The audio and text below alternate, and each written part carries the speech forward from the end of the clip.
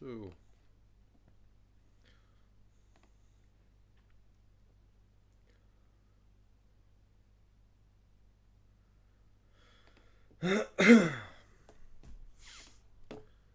see if we can get a little bit closer to the 1700, even 1800 mark.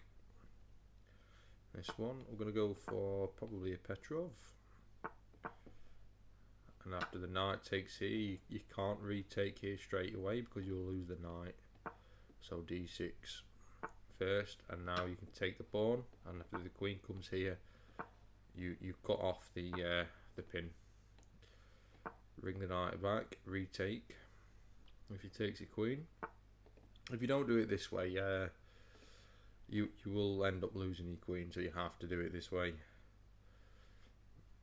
We'll take his queen, just because if we don't, we'll end up with an open G file. That's never good.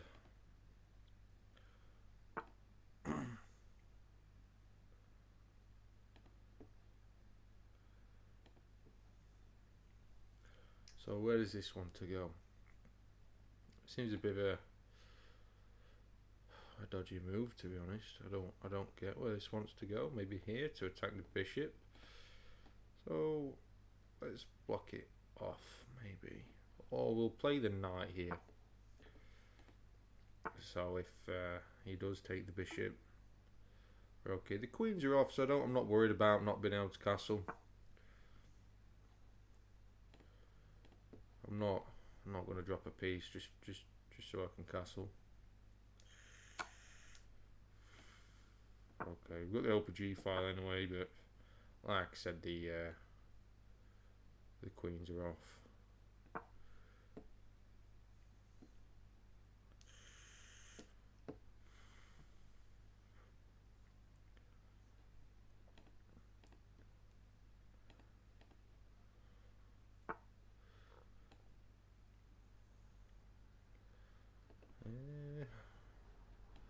Develop the bishop. So we've got pressure down here.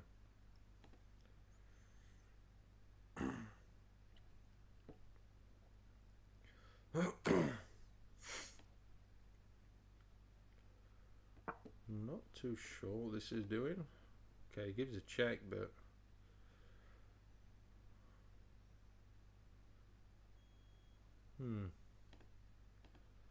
don't know.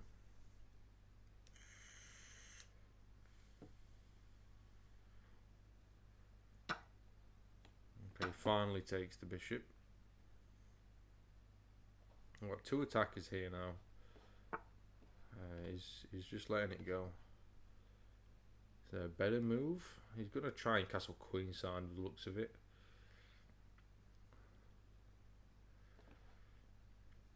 Take this first. We'll drop the bishop here, cutting off the knight.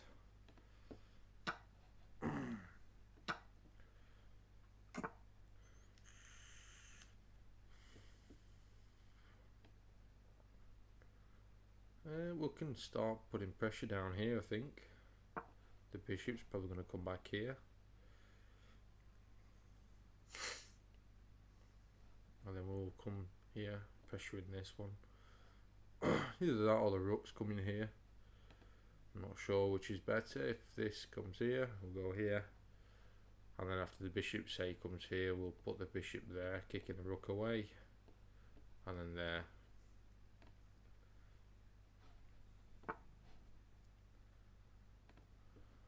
Okay. So, could try and get rid of this knight.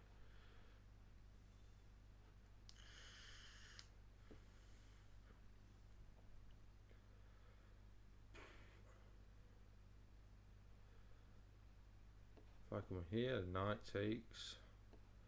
Bishop's got to take because it comes with check. We're eyeing down this pawn and we're eyeing down this bishop. He may drop a check in with the bishop. I'll just bring the king this way.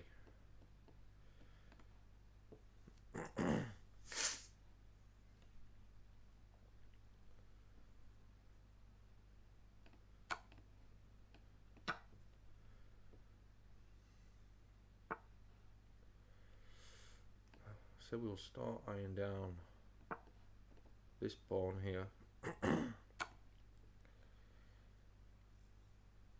I'm very tempted just to no, because the rook will come here and kick the king out of the defence. We'll go this way. Oh, we can't go back. I suppose we could block. Yeah, let's block. If the rook comes here, we can just slide here. Okay, we've got this under attack, and there's pressure here.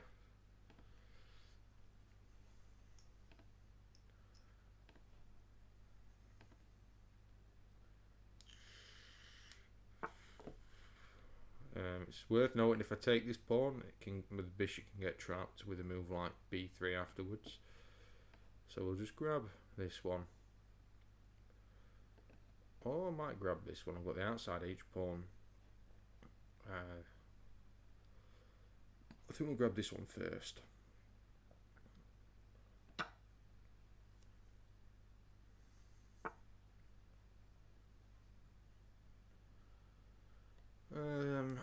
What do I want to do? Get the knight in. That's the best way to get this knight involved. Go this way. Again, I can't just grab this because this would trap the bishop in. What do I want to do with this bishop? Pull him back.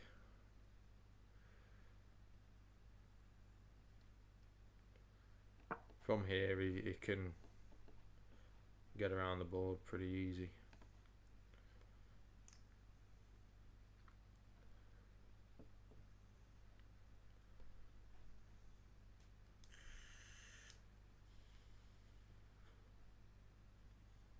Not easily attacked by a deal either. And if something like this to pressure the knight, we can just jump here, threatening the bishop, and the bishop covers him. However, after this and here, is this a problem? Because it would cut off the bishop from the defense of the knight. Maybe we'll have to just take this and then give him the choice whether he wants the knight or the bishop.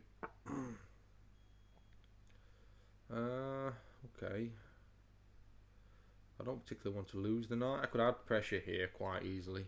I've got two attackers on here. I don't know how he gets the third defender. Second defender. So it's a case of just trying to get into the endgame with as many pawns as possible. I don't want to damage this structure, so if I just come back here and then take with a rook. If he doesn't take the knight can just be posted here. It's also pressuring this pawn, so yeah, he's bound to take it.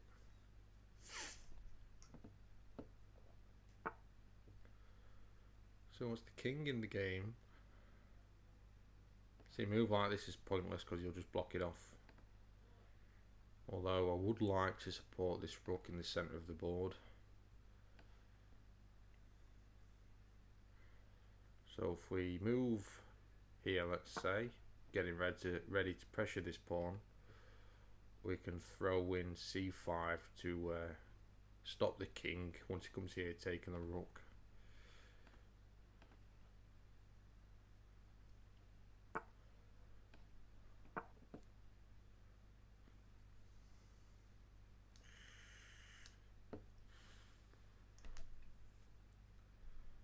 So we'll probably play something like b4, but it doesn't really matter because I just take like this. And the reason I would take like this is just to keep connected pawns here. Okay.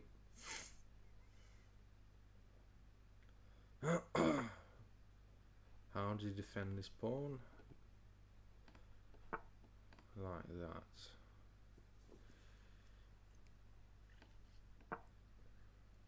Just support the bishop.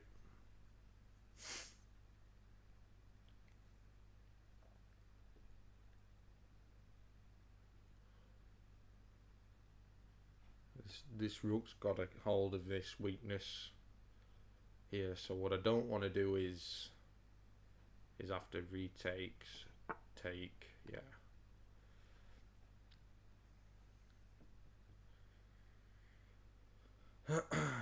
So I suppose I can bring the king in, but I think the king's doing a good job of stopping the rook getting to the 7th rank.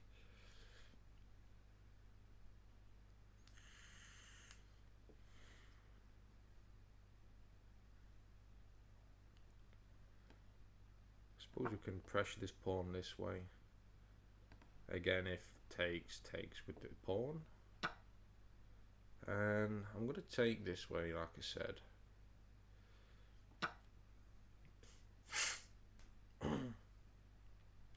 Just need to make sure this rook can't get to the 7th and target this here. Okay, so he's going for the lone pawn. So if I take here, he grabs. So maybe now is the time to get the king in the action.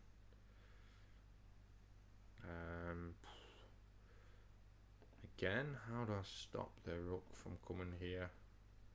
If I start bringing the king this way, the rook can get here, which I don't want. Let's just play a waiting move. I don't need to do anything. This king can't get further in the position. He says, okay, the king's got a hold of the rook for now. Can give a check, and the king's got these 2 pawns covered.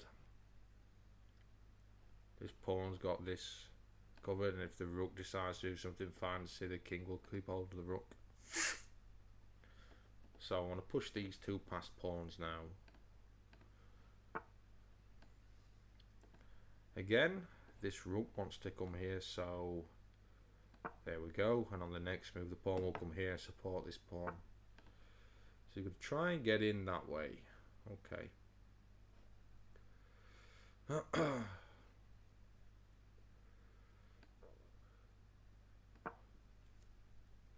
Try and make it just as difficult as possible. When the rook comes here, play this. Then he's going to come here, I guess. So I need to make these pawns count.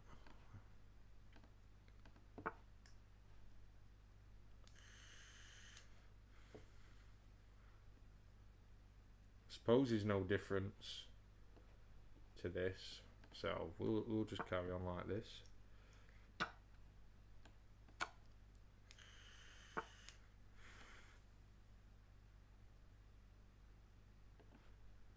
Okay, get the rook behind here now. And support.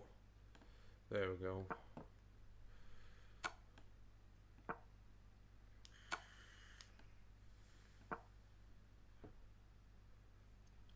Pawn's doing a great job of stopping this king getting to any of these squares. So I can play this first. This check. The king's got to go back. King defends this pawn. And now we are threatening mate. And there's no more checks reasonably anyway.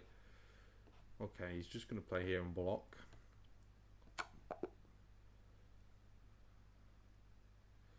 He resigned. Okay. So the Wharton game was a win, which is always good. Let's have a quick review.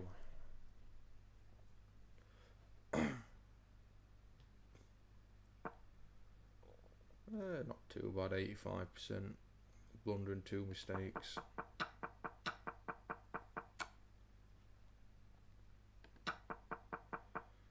That's a blunder. This loses a piece. Yeah, this is pretty much what happened.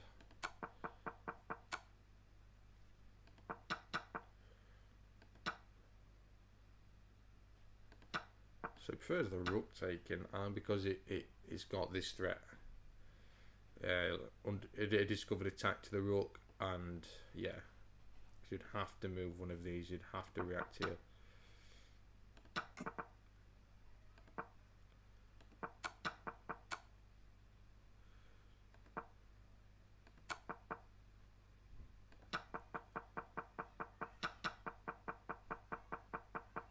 From here, I just don't let off with the looks of it.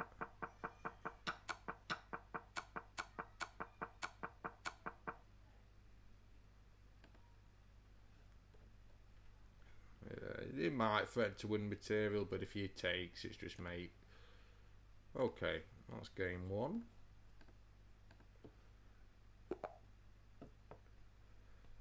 We'll go. What we got? Shall we go for Petrov again? Oh, we not got the Petrov. We'll play the knight here anyway. With Berlin. So I don't want to defend this way because if he takes, I retake. He takes my queen. He removes the castling rights. Decisions.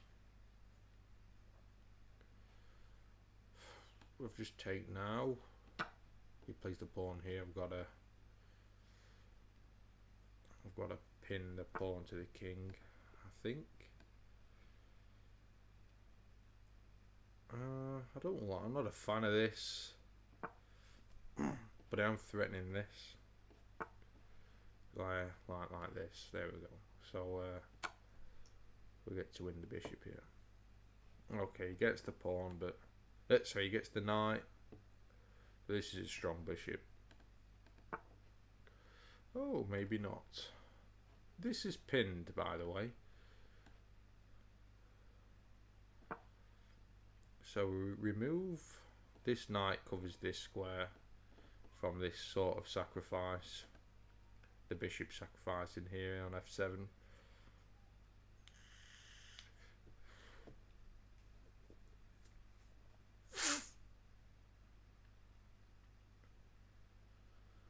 So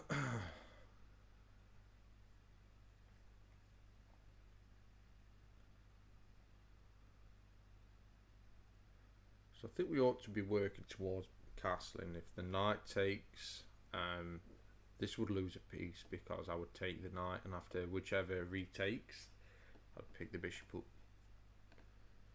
So that pawn isn't exactly free. Okay, we'll just develop a piece. Where do I put the bishop? Put the bishop here. Just keep the queen with the square potentially to run away to. Okay. Still got the square to go to. This knight hangs.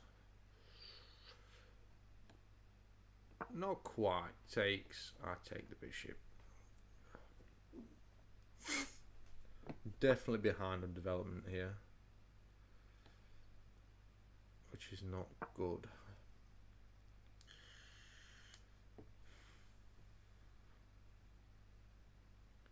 Suppose this is the idea now, I guess.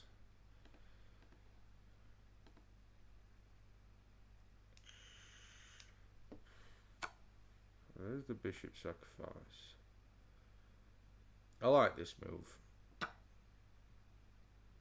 Now he's going to take the knight with attack on the queen. I suppose we just pick this pawn up.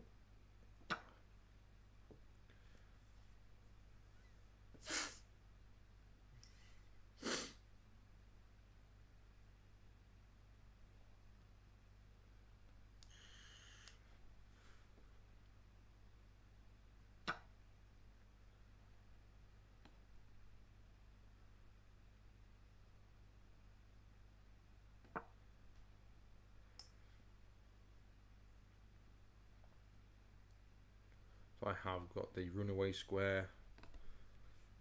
I do need to try and activate these pieces here.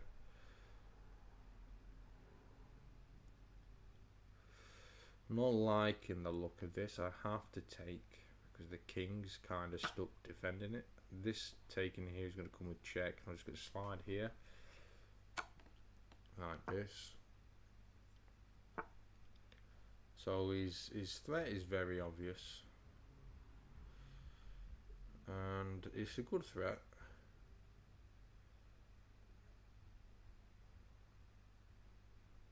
In fact, I'm worried I've blundered the game here because the queen's coming here next.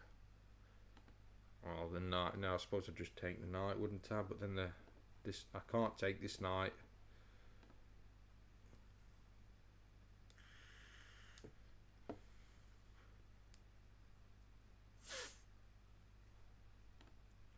Kudo, how are you? Okay, he's attacking. I can pick this pawn up. But what's the trick here?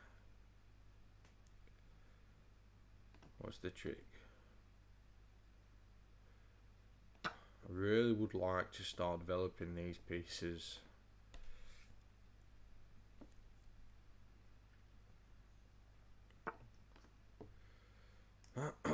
Dear me. So maybe the way forward is just to offer a queen trade, maybe.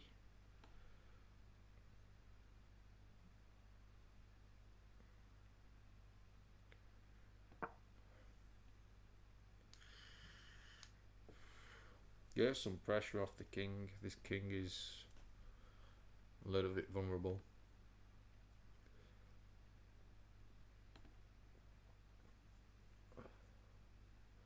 Oh, I've been tilting all day. An opportunity to develop something. Get the bishop out. Well, she's only coming here with the looks of it, but okay. Yeah, I've not been doing very good at blitz either. I've been trying to play some blitz, not doing much good.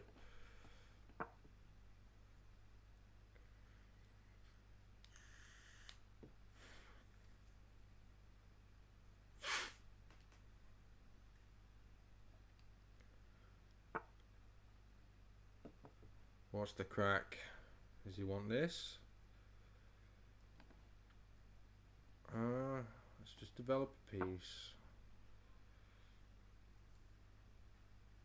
So there's two attackers on here. So if this happens, okay, he's going there, which is different. He wants this. So I have to bring the rook here, I guess. This is still a threat.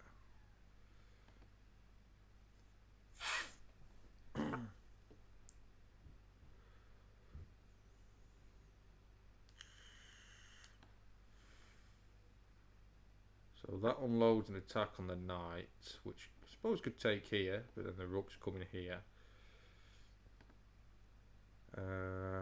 If the rook takes, yeah, take back. This knight also covers this. Right, okay.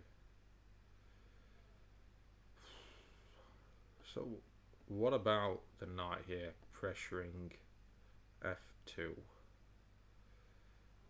I've got the bishop defending the knight too, so let's try it.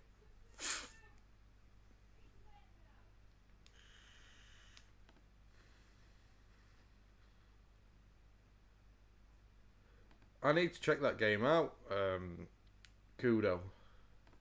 I do. I was going about it this way, but that allows me to take this knight.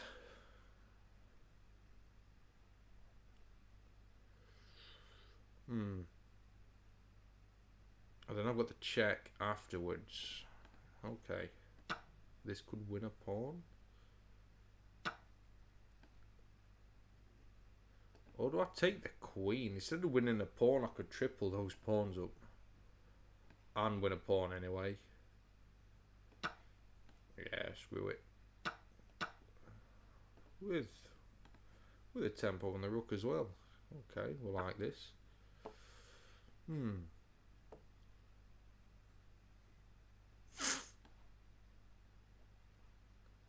Where do I want to put this? This is still on, but it's not a major threat anymore, I don't think.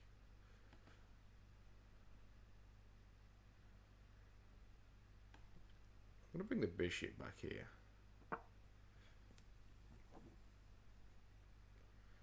just to bring it here and start pressuring G2.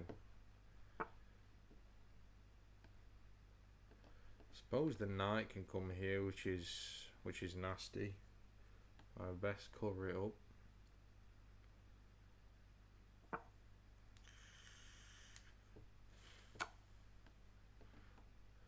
Damn. Okay, not too bad.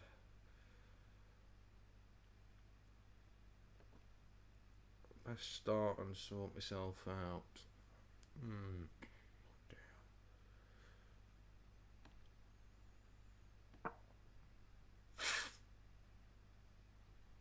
He's definitely going to start pressuring G7.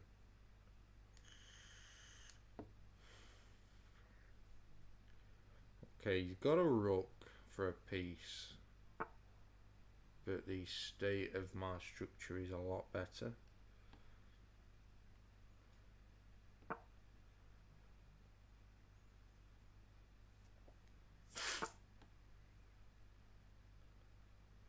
Whew.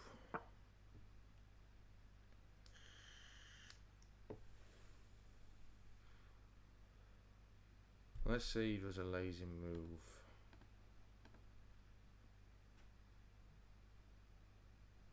This doesn't work because of the check.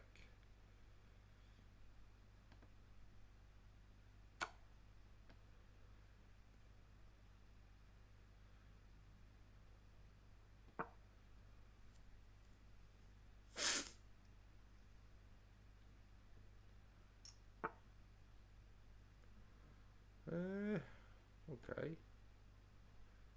I could.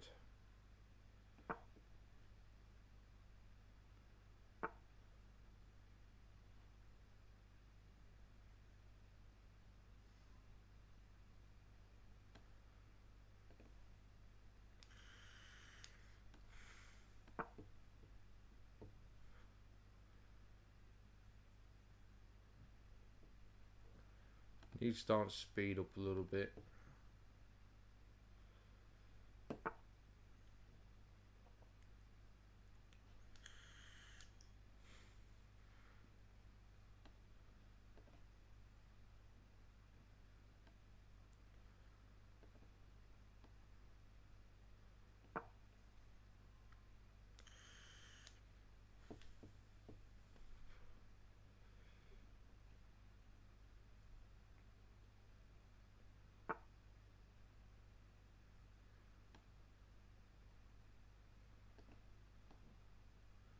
That'll just give me a quick cheeky stab at this.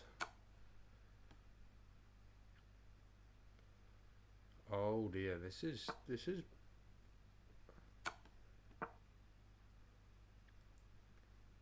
oh, this is mate. Damn. Oh yeah, a little bit too cocky there. Okay.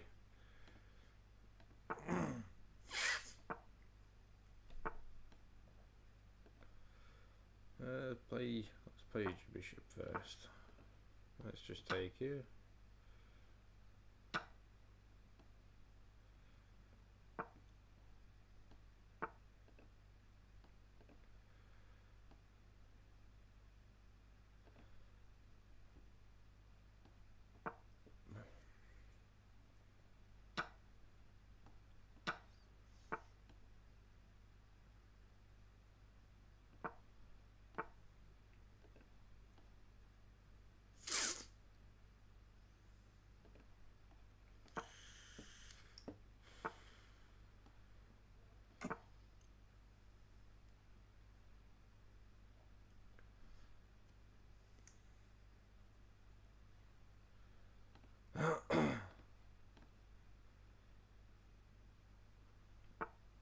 Can I just shove this? Yeah. Let's just shove this.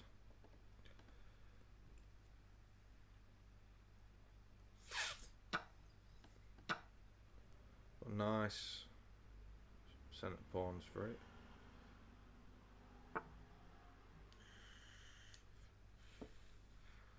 Okay.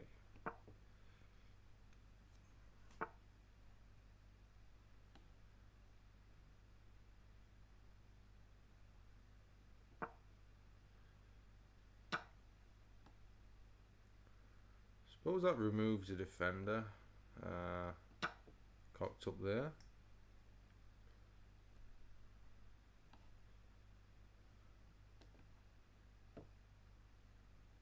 But if the queen takes, I can go the bishop this way. Try and work it to my advantage. The queen covers the bishop and the queen cover this pawn, and I could shove after, threatening the queen and the rook. So, compensated.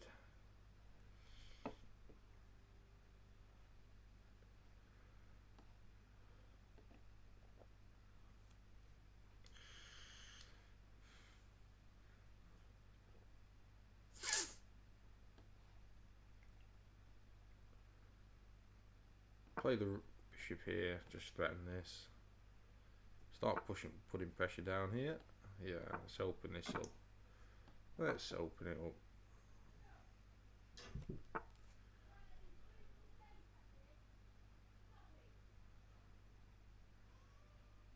Let's activate a rook.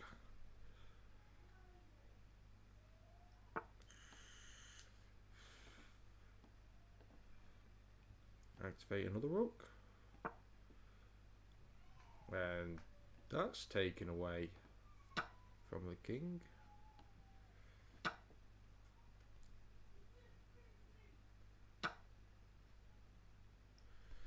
Didn't work out quite as well as I thought it would, but hey ho.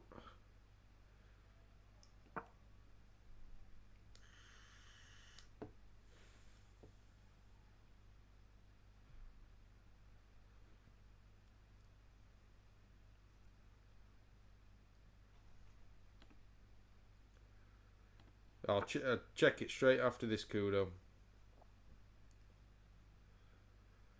Damn, what do I do?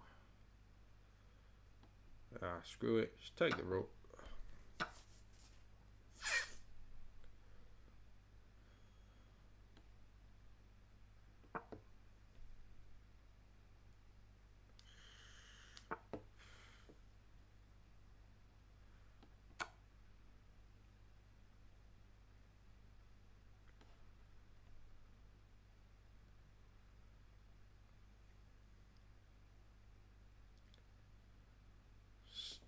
Try and remove one of these.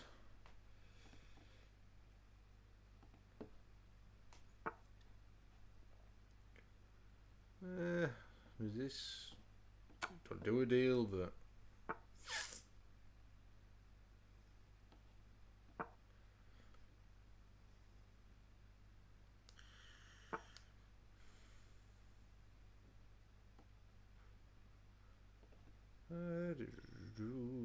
let's do it now.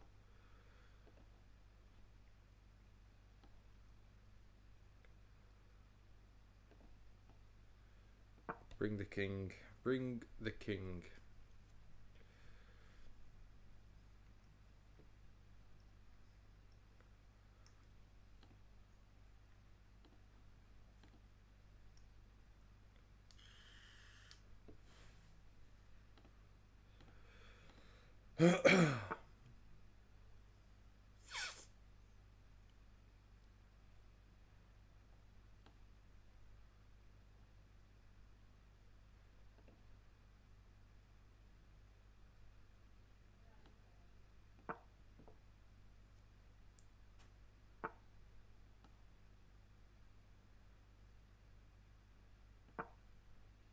Okay, so the idea is to try and remove this knight, but he'll probably just play the bishop back here, but that does allow me to take here.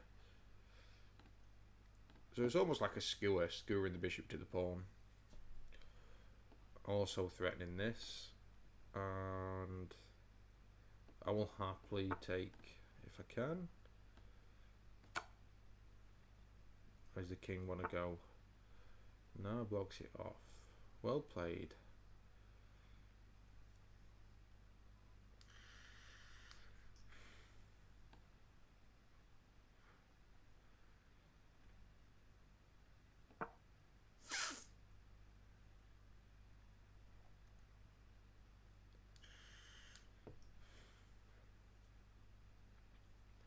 So I've made this bishop a little bit passive, I guess. I've achieved that much.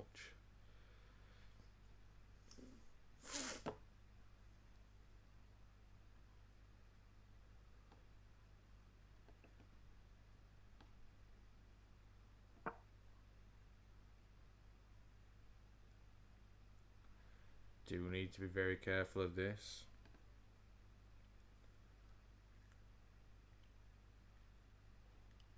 So after the push, I'm going to play to f4. So after takes, we're going to hopefully be able to boot the knight somewhere. The knight can't come to an attack. He's going to land on a white square and attack a black square. So the two pieces on a white square are okay for now. This isn't working out as well as I thought it would.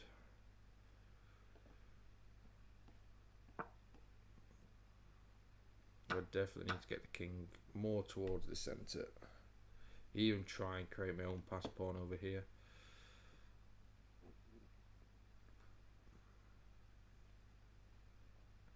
Where's this knight going? Maybe here. Oh, there. Okay. So this is now going to land on a black square, attacking a white square.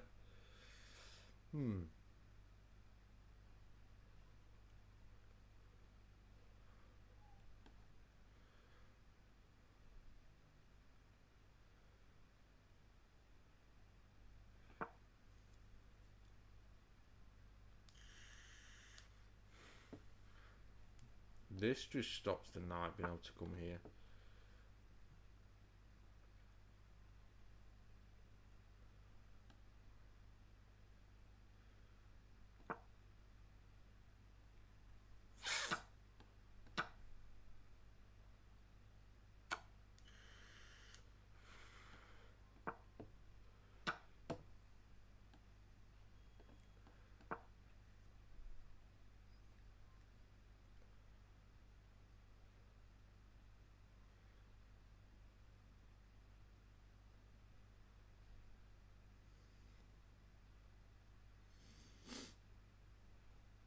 I think I've thrown this game away. I've definitely thrown the game away.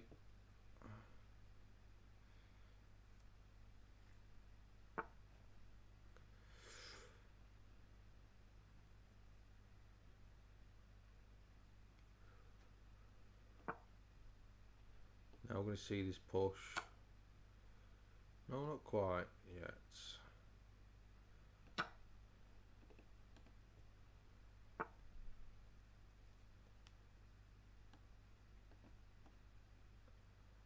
Damn.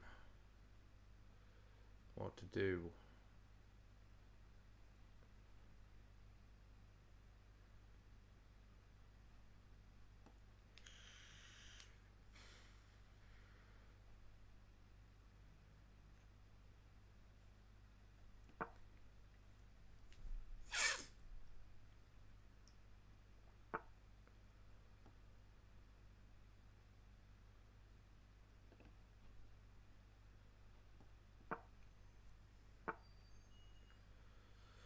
I'm sort of tempted. I can't take it. I've got to take it. Damn.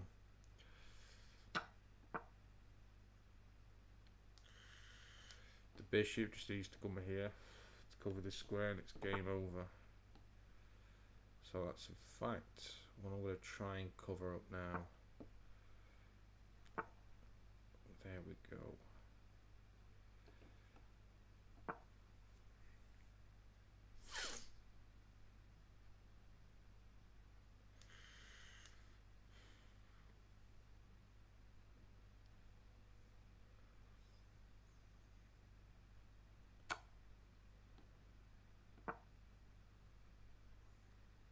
If I can catch this pawn, I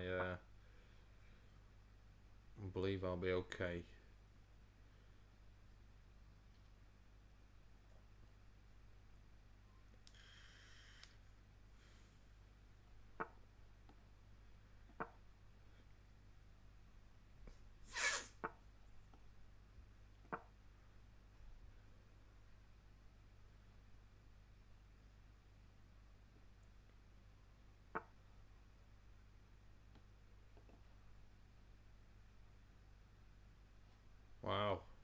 He's won. Oh, damn. Fuck! Sorry, Kudo. I will get it after this game. I just, out of habit, played new 10 minutes. I'm right sorry. Damn.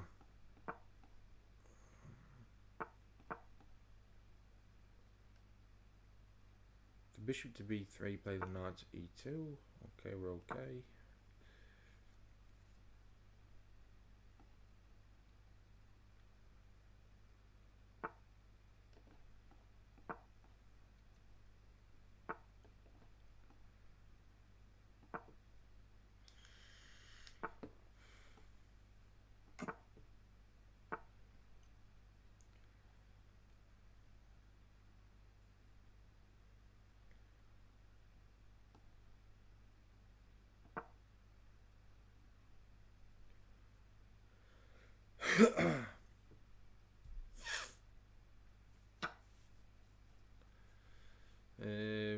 Which pawn? Which pawn? Which one? Take with this one or this one?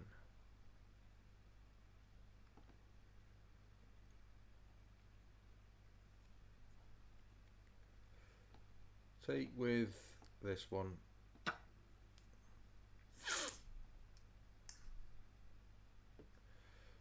That's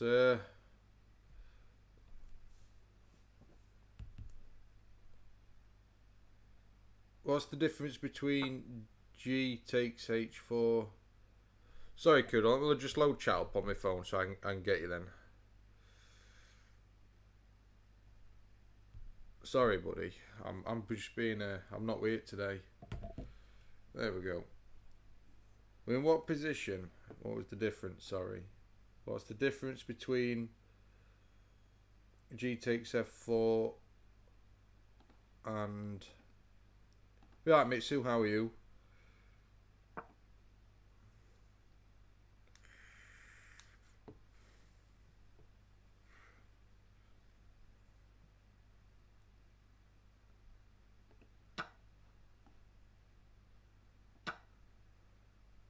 Ah, good, buddy. Good to hear.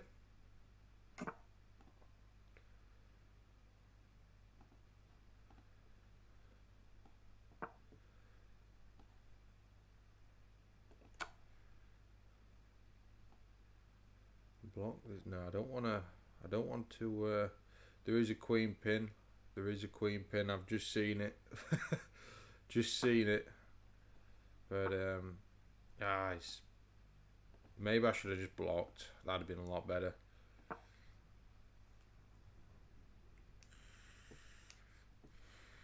Damn.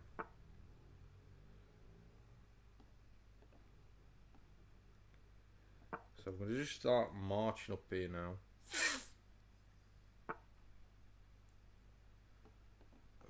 This way.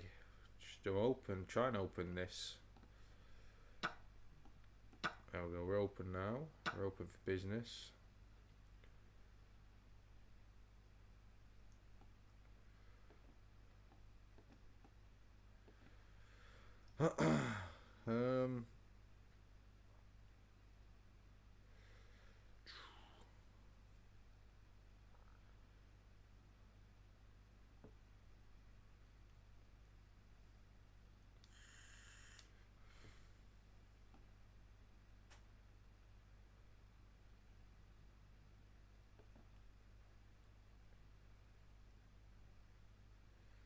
Damn. What we got? What we got?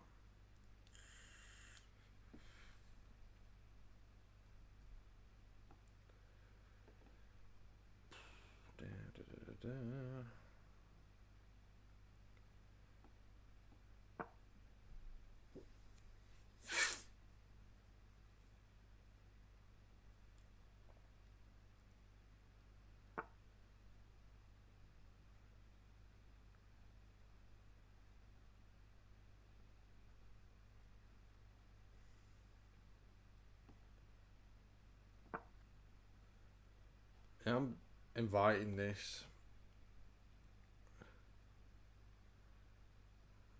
Do I have a mate here? If I give him a check, king takes, queen here, check. bishop blocks rook here, and the knight covers this, the bishop covers this. How does he stop mate? How does he stop mate? If I sack the rook, forcing him to take, queen goes, that's how he stops it. Look, down, don't sack the rook, just play the queen here. If he takes the knight, it's good knight. If he takes the bishop, it's good knight.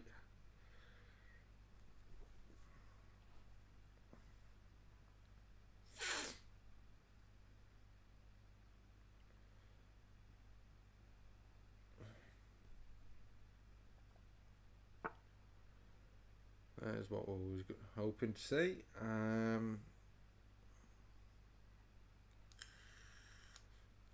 What is undefended? This is undefended. Oh dear.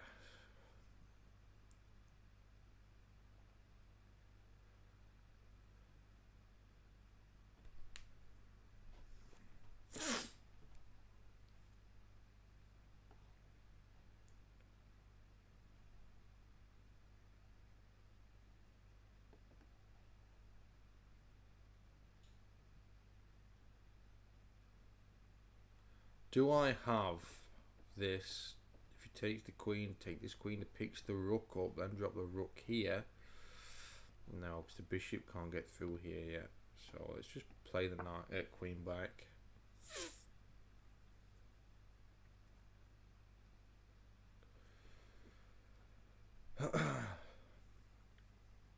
But now this pawn is gone, I can come this way, I guess.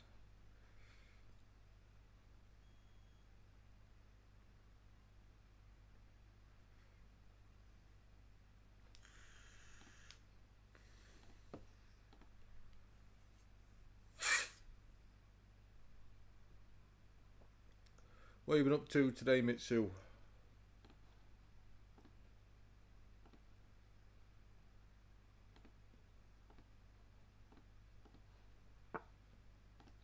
Okay, getting the queen there.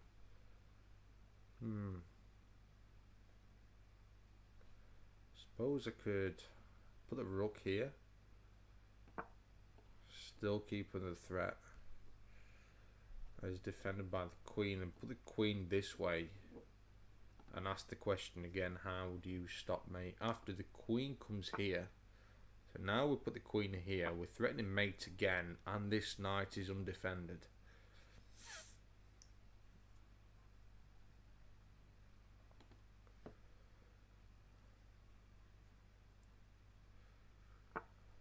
So we could play an in-between move, put the... What I don't want to do is play this and allow him to get this escaped. But if I play h3 check, he blocks with the pawn. Okay, so...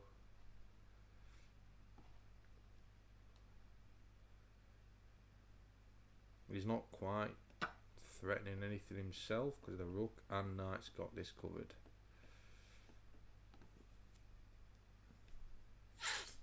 Again, this is undefended, so we are threatening to take the knight here with a check.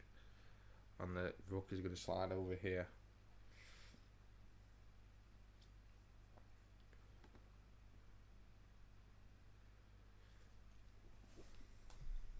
If he puts the knight here, can just grab the rook. Puts the knight here, puts it there, then now I can play the check. I think this is going to be mate or the cost of a queen maybe.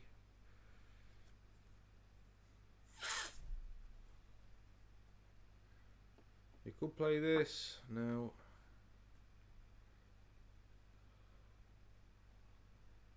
If I play here, he blocks what defends this. Play the check now, king here. Then take with check.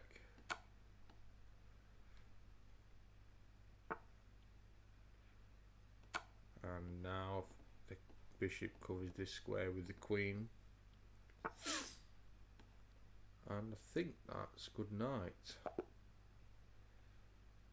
There we go. Right, okay. What was you on about Kudo earlier?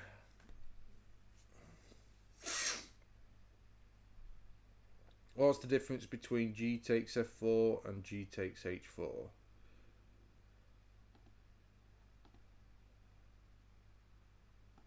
What's the difference between G takes F4 and G takes H4? G takes F4 and G takes H4.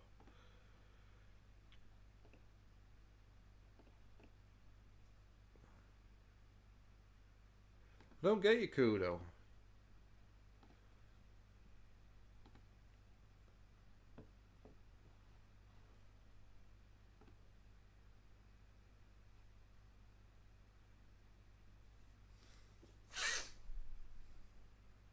User. Which pawn capture? Which pawn capture? What do you mean? What stage? Sorry, buddy.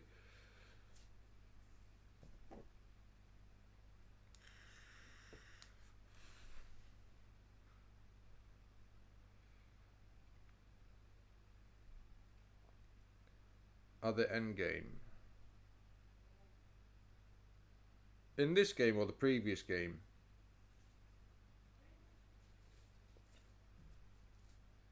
After F4, previous game,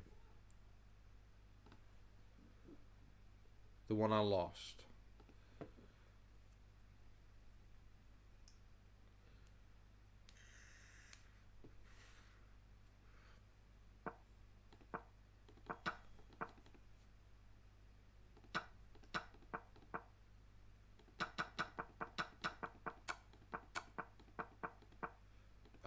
Okay. What's the difference between G takes H4 here?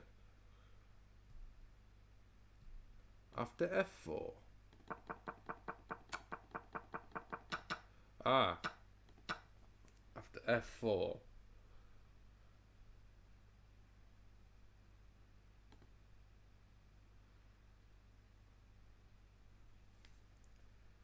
G takes F4. Well, G can't. I also. You auto captured on F4. Okay.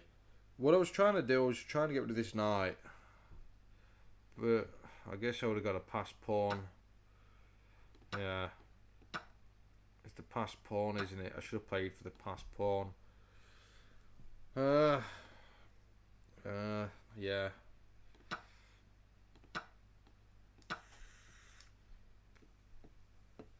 Yeah, I agree. But I'd have got the pass pawn to march. I'd have had to come over and sort it out. Yeah, I agree. Let's have a look at this game he was talking about. Yeah, definitely.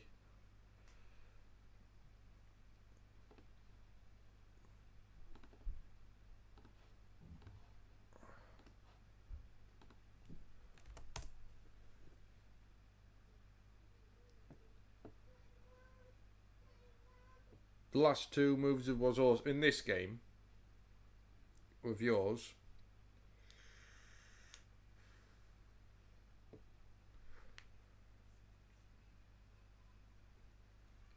Well, let's not spoil it then. The English, something I'm trying to learn with you. And we'll see how you develop. In this game,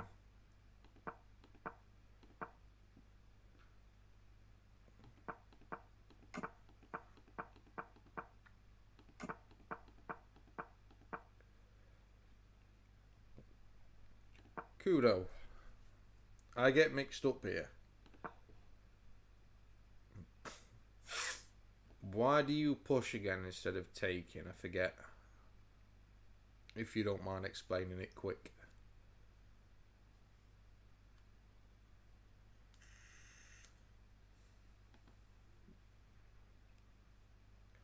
I want F5, G4, G5. Okay.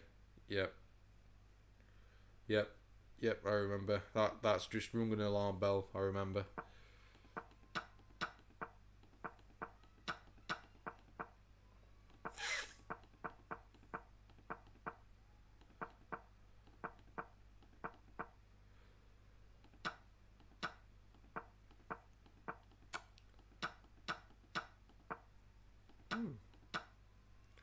Trade a lot of pieces off there.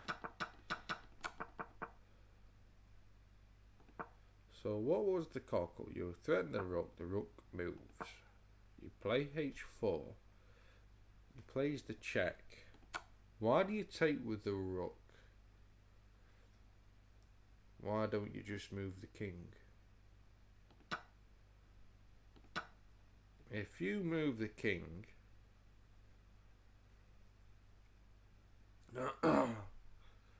Why did you...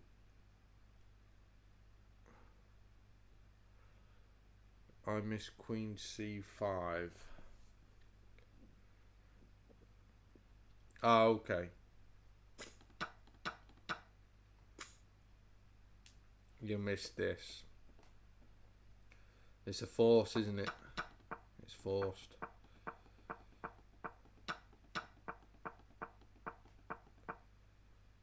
Ah. You get an equal position here.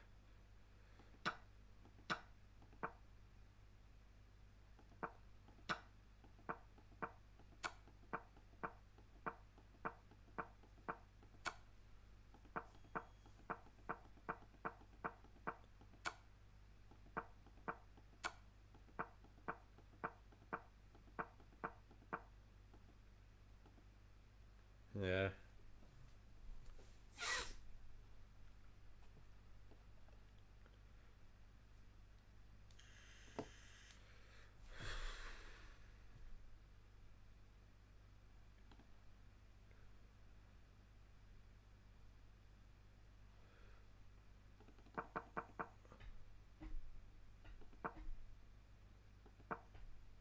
Bishop to b3, asking him to take.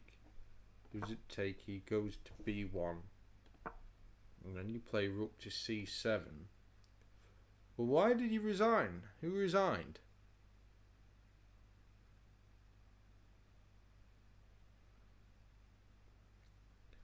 Why?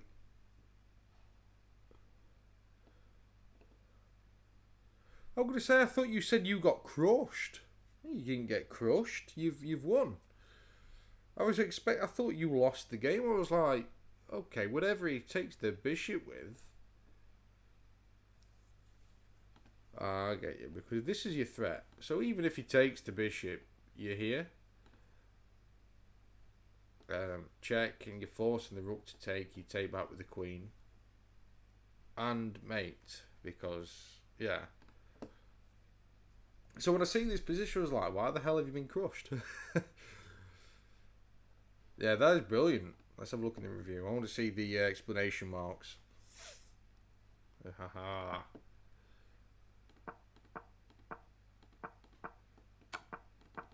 Where was your other brilliancy then?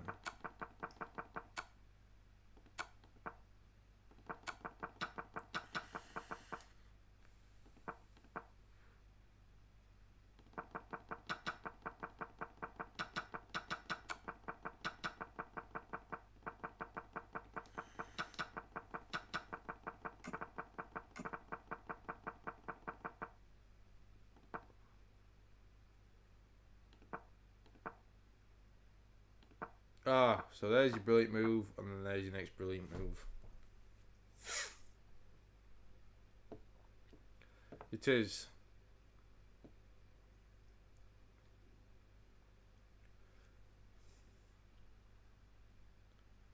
Damn, two brilliances.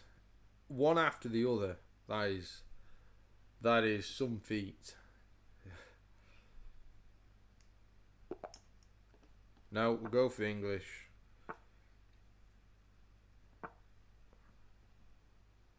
Let's try and learn the English. Okay, so he's threatening this next after takes. So, play e4 now. And now the knight here. Get the bishop in. So what's this threatening to do? Is he just there for defense? He can't jump in. Or can he? No, I don't think so. Just castle. I don't see it. I don't see the threat.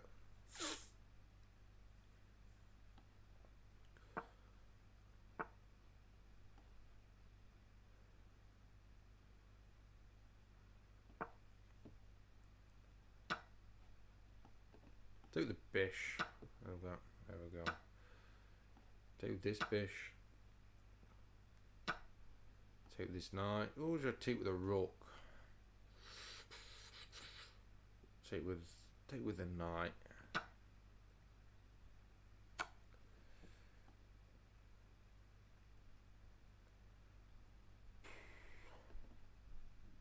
Do I play this? Do I play d4?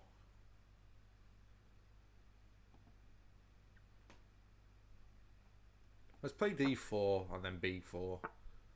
No, he's not letting b4 in.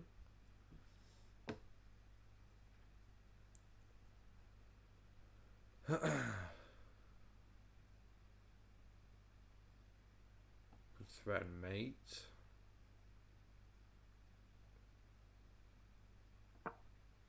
He just plays this. But I'm gonna sack. I think.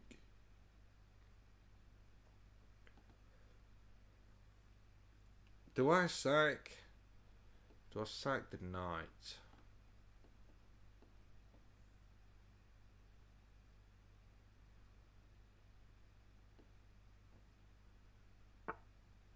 He's not letting the sack happen. Okay. But what if queen comes here? And the bishop here? If I put the knight here, I think it's just a waste.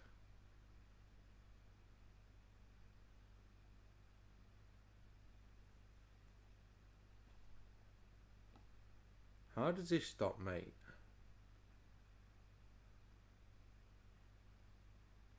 It's not quite mate because the king gets to run out here. But it can't be comfortable for him because it can't be comfortable. This can't be right.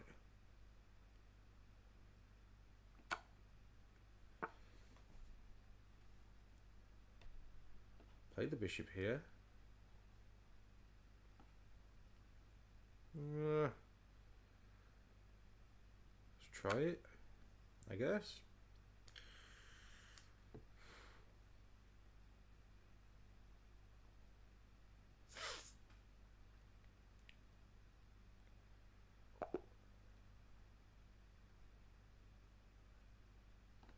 Damn, that went quite well.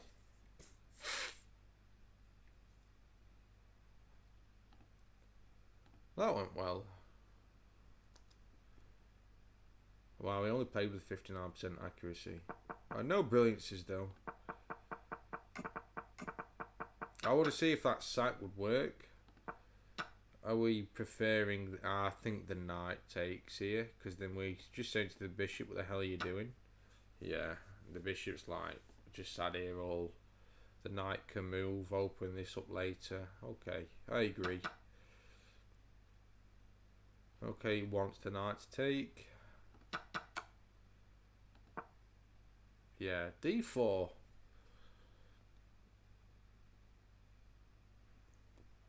I'm glad I pressed d4.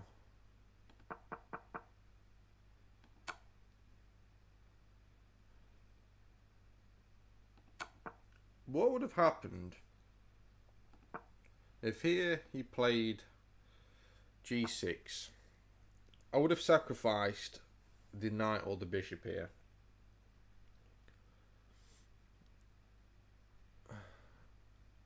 I would Let's switch them off.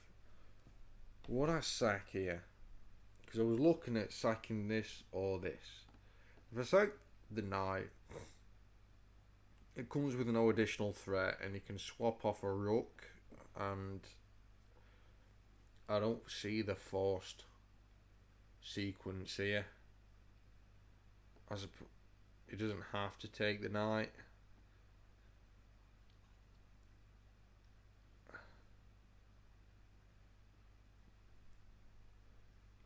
So if I take with the bishop,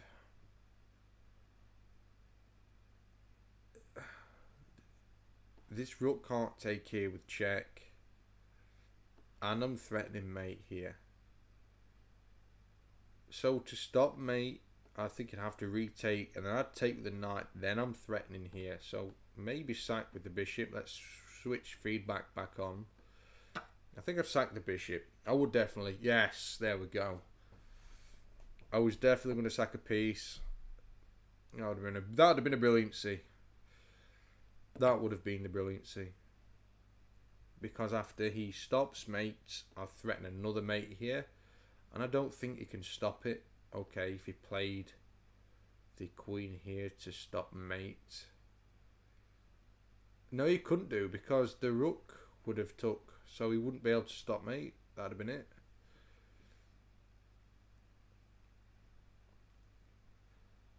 Oh, sound.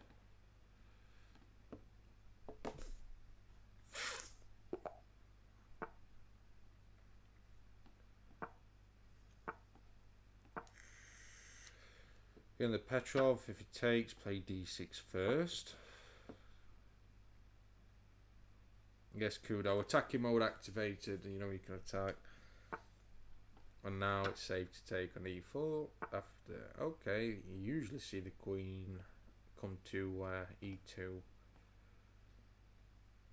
I'm tempted to come here just to throw a kick at the bishop. Okay, let's throw. I'm threatening to double up his pawns here. That's the only thing I've got going. Okay, the bishop's unpinned. I've got this down there.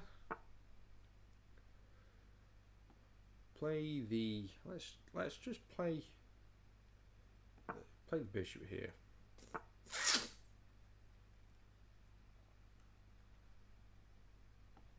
Bring the knights.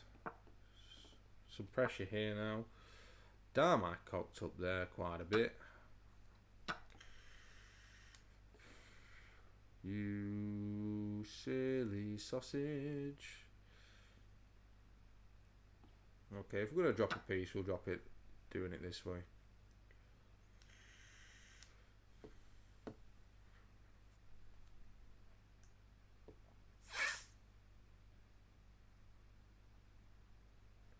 If it just takes knight, then there we go.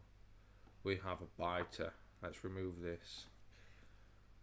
If we're going to drop a piece, we'll drop it in style.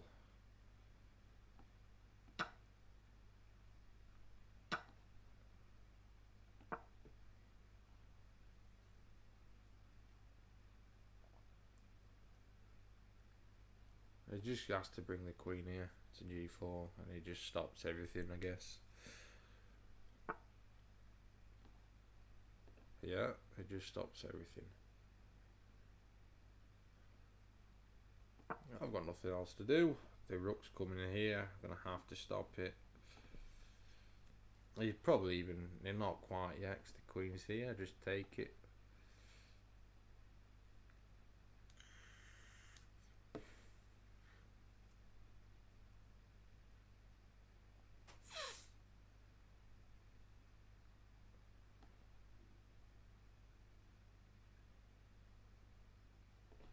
Wouldn't be surprised to see... Oh, the rook's square. Yeah, Jake, how are you, pal?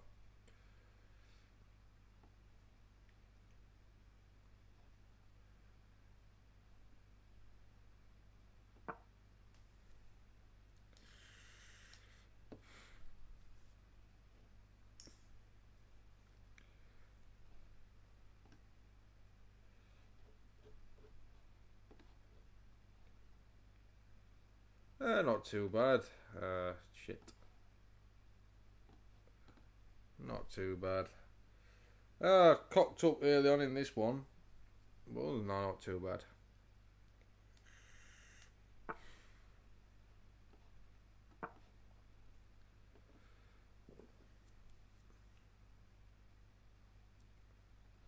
What are you doing as bishop? Probably here.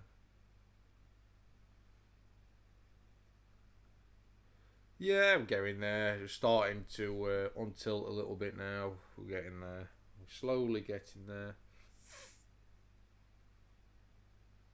All we've got to do is move the bishop. There we go. Is move the bishop. Where do you put the damn thing? I'm tempted just to blow a rook off for this one. There we go.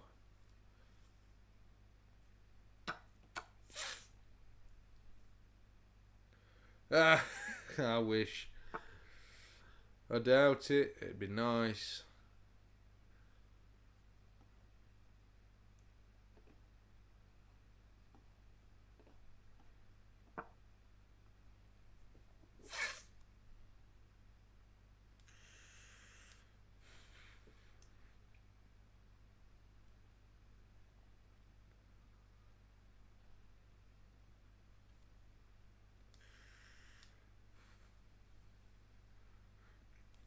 What are you now, Jake?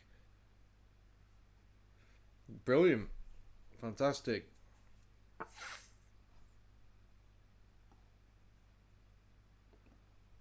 So I like to hear.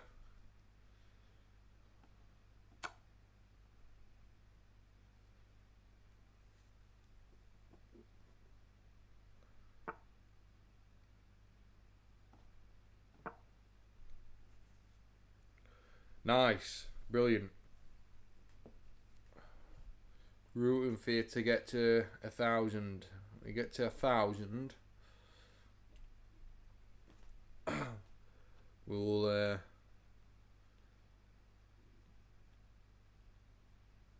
we'll give you the biggest congratulations that I'm able to. The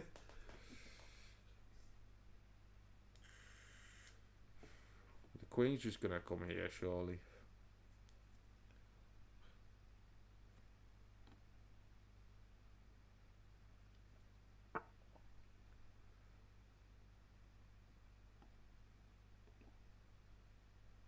Okay.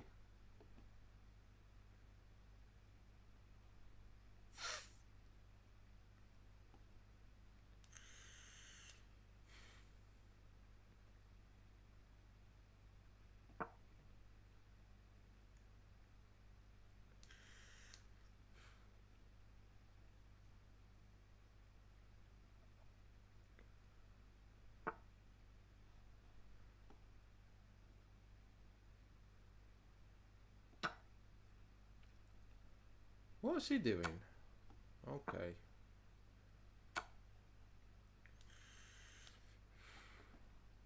Well played. Nicely spotted.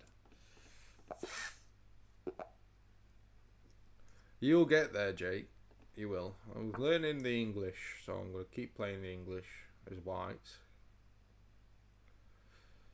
Might be one for you to try and pick up. I'd have thought it'd be okay to play your level. I'm going to go for this sort of Gunderham style.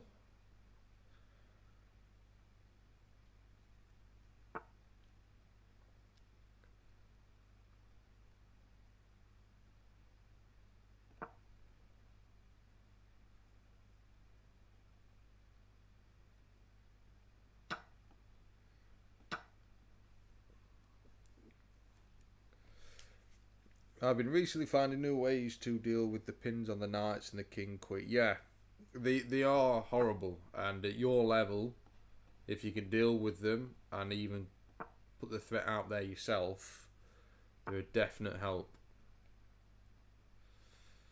Big help. I'm gonna play it dodgy here. I'm gonna castle queen side. This might be a little bit too risky. If the knight moves, we can just take here unless the knight comes here. Okay, he's putting some defense out.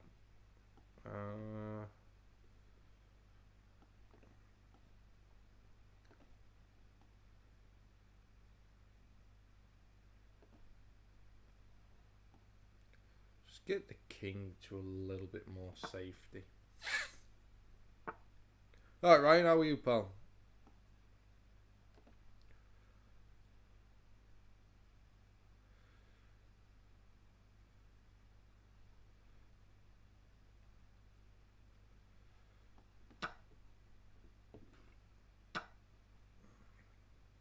This is very risky. And because it's risky, I'm going to let him have a potential queen trade.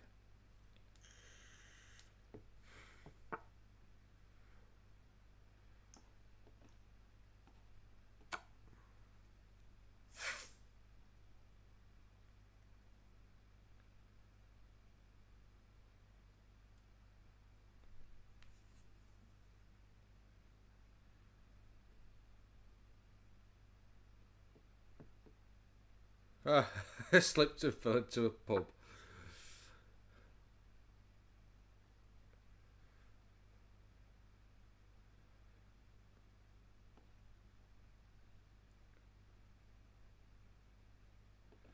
What to do here?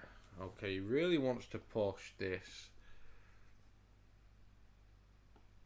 He's going to drop back. I'm going to keep here. The knight's got this covered for now.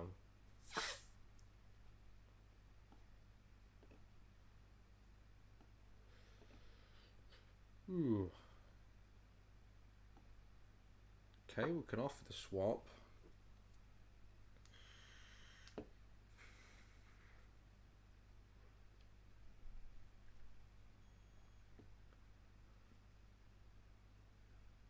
We're off threatening. There we go.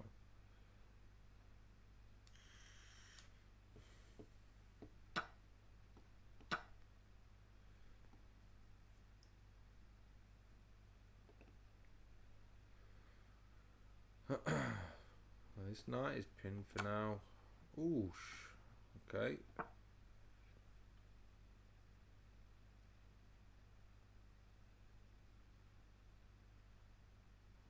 Queen's got to take the bishop, but then this is brutal.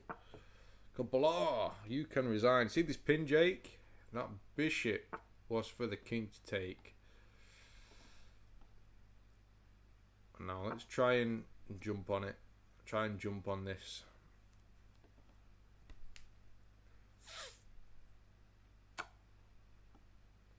Ah, damn, he's gonna take the damn thing. You get out of that one. Damn. I got a little bit too excited there. Hey ho.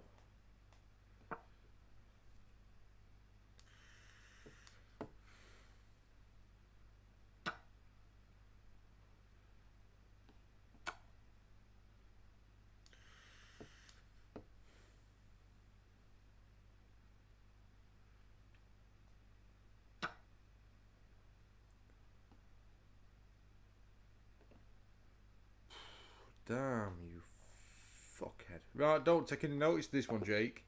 Or Ryan or anyone. I hope Kudo wasn't watching. Right, the English. We'll play E4 straight away.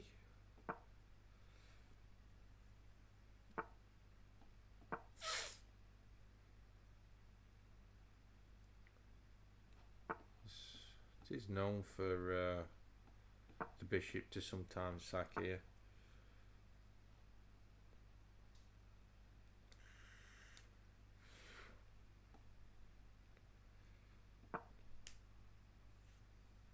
A little bit of an unorthodox way of things at the moment.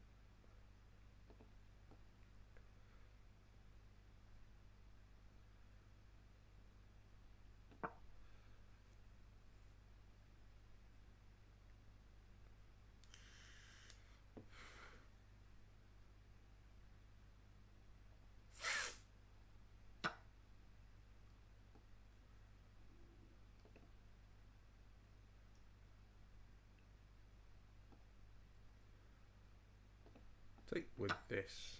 So we're defending this again, attacking the bishop.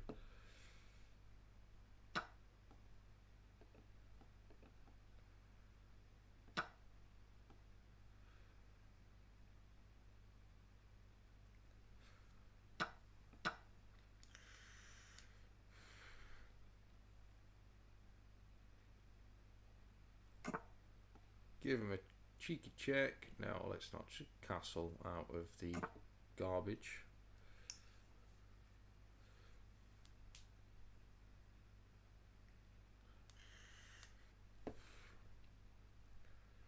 A couple days.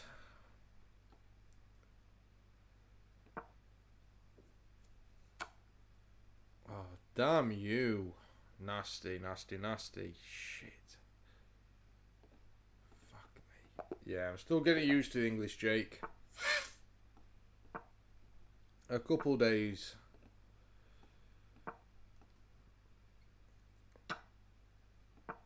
If you ever play the Petrov, Jake, make sure you don't take the pawn right away. Make sure you play d6, kicking the knight back here, because if you was to take this, you'll get the queen pin, and then this knight, which was on e5, would come here, and you'd win the queen, discover check to the king.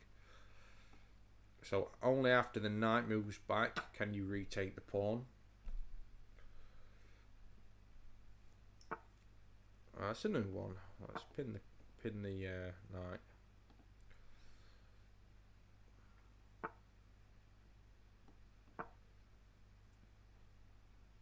And if your knight's here, this knight's here, and the bishop comes here to try and take your knight, you just push d5. And then if he comes here to try and take this, you can give him a pin. But he's never really going to take it because your queen's there. You can give him a pin. There's nothing wrong with giving a pin. So you got two pins going on here. So the bishop's going to come here. You're just going to take the knight. The bishop will probably take because he doesn't want to screw his structure up. But then you just take the bishop anyway.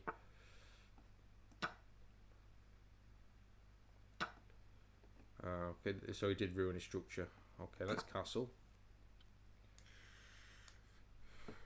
He's never going to take the knight while I have this pins on, because if the pawn gets to e4, then he's in trouble. So he's got a bishop pair. The centre looks as though it could open up quite easily.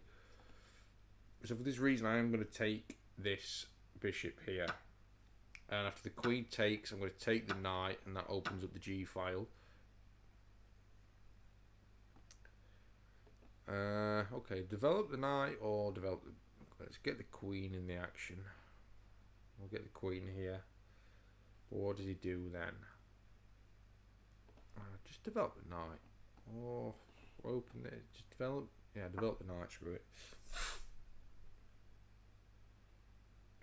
I've got no real threat at the moment. So it just seemed a little bit pointless. I'm threatening this with check. So the bishop's probably going to have to come back, which removes the pressure on the h8 square.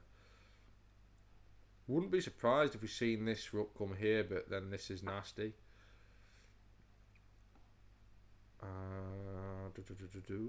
Let's get a rook in the game.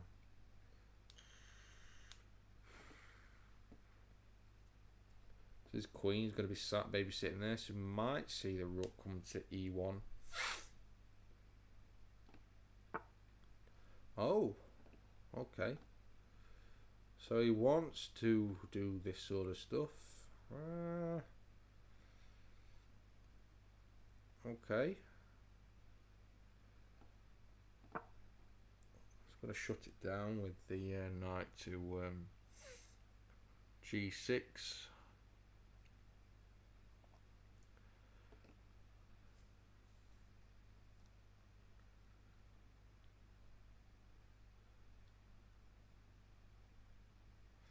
Or the knight here, and this pressuring the f3 square. So wouldn't be surprised if we see an f4 at some point.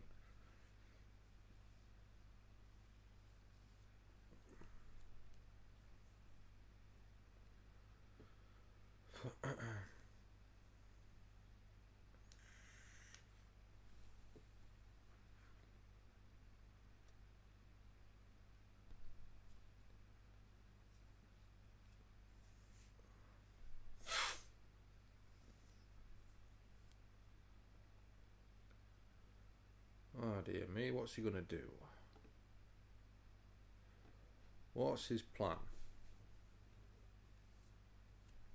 What would I do if I was him? That's new. Carry on what I was doing. He's going to bring this rook here, try and create a battery, but this knight's just blocking it all off.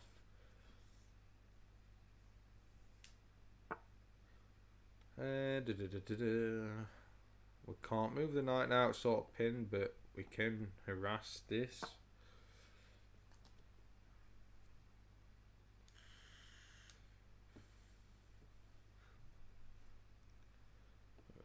This is the idea, just h4, h3, removing a square from the king, and if this bishop should move and could take on f3, that'd be as good as dead for white, because after he blocked, pawn would take. Okay, we'll carry on. I don't want to see h3.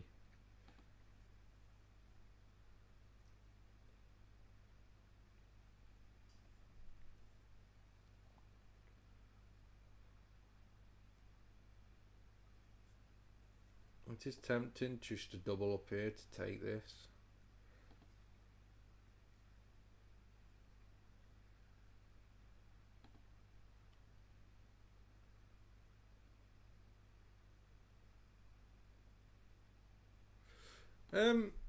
I think he's just trying to. He's just trying to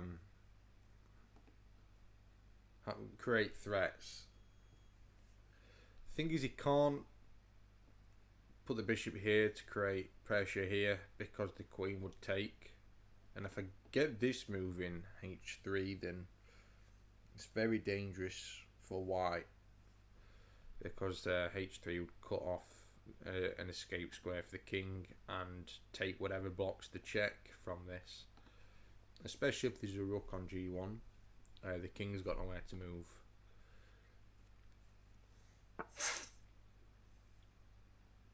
So he's trying to put pressure here. I do want to double up. I'm going to play h3 first.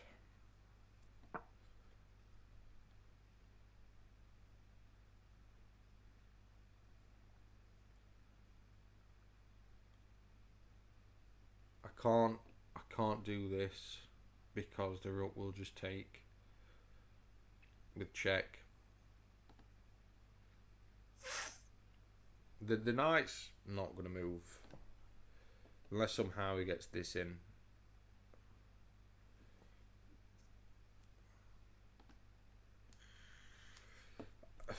I don't know what I'd do if I was white. I think he's got to be winning for black, because my plan now is just to double these rooks up and start trying to get rid of this bishop, which is defending the f3 pawn.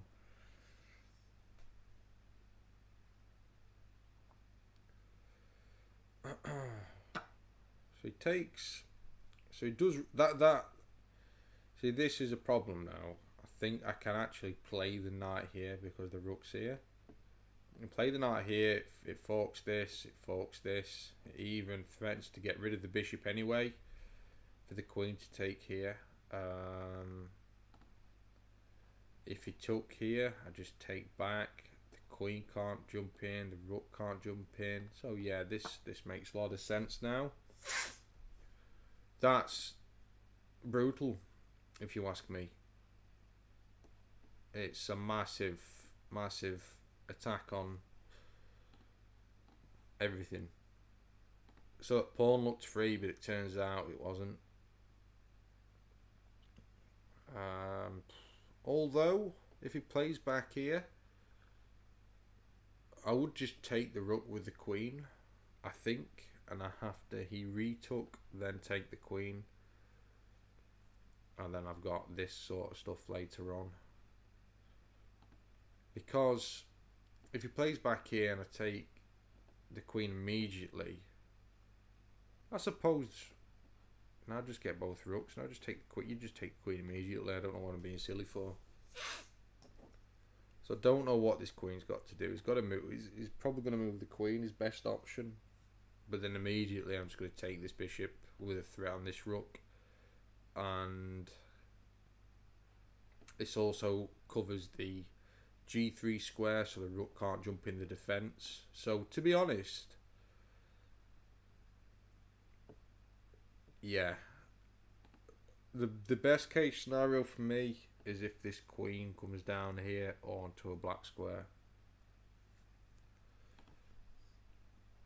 If I, he can't even defend this pawn with a queen because there's a double attack on this bishop.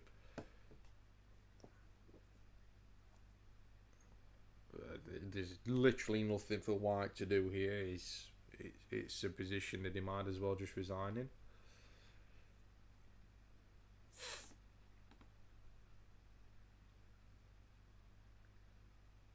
There's nothing for white to do.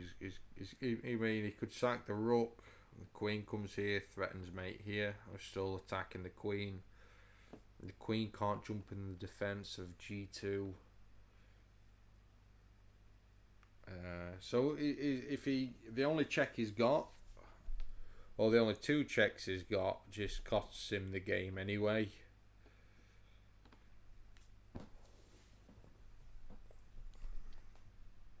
I mean, to be honest, the actual target for me is this bishop. Oh, if I have a choice, if he doesn't move the queen, I will just take the queen, because the queen still partakes in the defense of f3. It's f3 I want at the end of this. He's resigned. Let's have a review.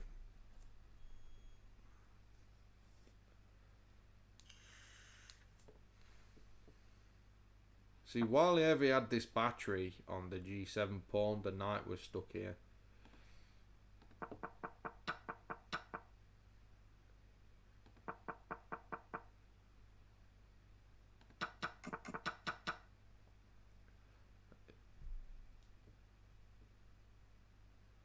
In the game review, I'm looking at what I could have done better. See, it made sense here. After he castled, if I take the bishop, I'm attacking this rook and this knight. This knight, if I take the bishop here, if he takes with the knight, I win the queen. So this, after he castled, because there's no king takes here, I felt as though this was the opportune moment to take the bishop. And it also, you know, this centre can open easy. There's only 2 pawns in the centre, so it can open easy. So it even benefits me to remove his bishop pair. So I get rid of one of the bishops of his, and I get to, well, realistically, if he doesn't want to open up the king, I win a piece. So after I take here, which is what I do, he can't take with the knight, so he loses the queen. Yeah, so the only move really is for him to take with his queen. And now I open up, after I take the knight on f3, the only piece it can take back with is the g2 pawn. So after he takes back with the g2 pawn, he's now got the open g file. So I mean, I could have brought the queen out. Not to g4, not to g5, but maybe to h4. But it's got nothing supporting it. This is just pointless. I might as well start developing.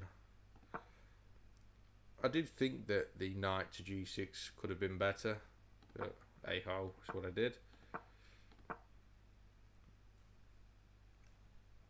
I mean, here I really want the f3 pawn, so I just start preparing. Obviously, he's got plans of doubling up here, hence why the knight came here to come here to block this.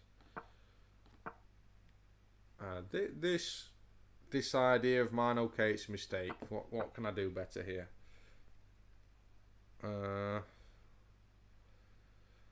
What can I do better? Now, I can't move the knight because this is brutal. Surely not. So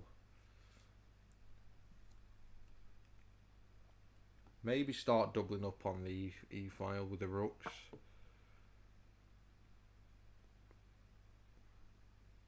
I think it's slightly better. It's an inaccuracy. What to do? What would you do? I don't really see anything else.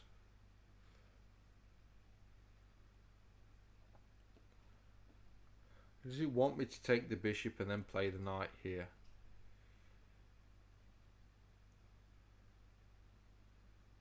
Surely not.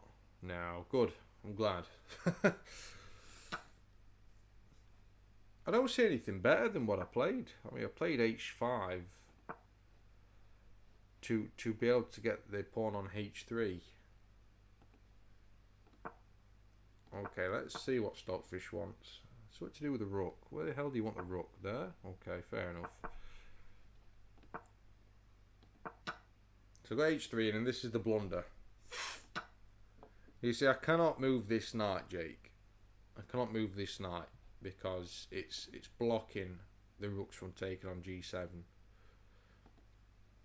So the second he took this pawn, this is why I didn't want to defend it.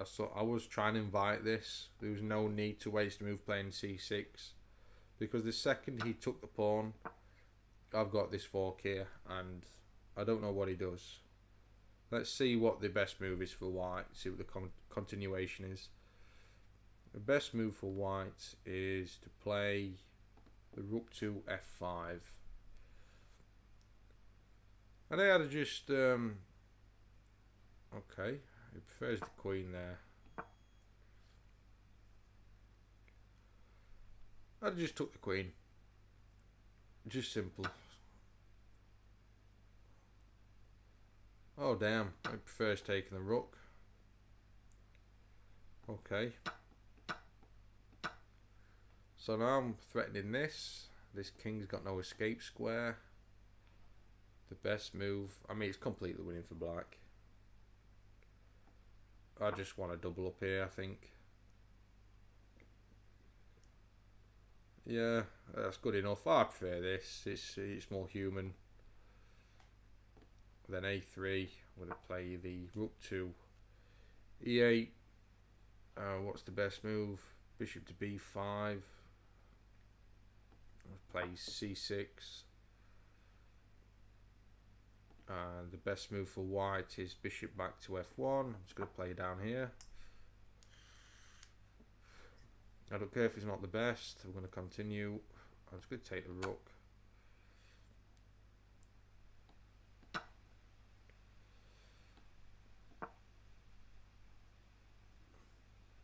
This is fine.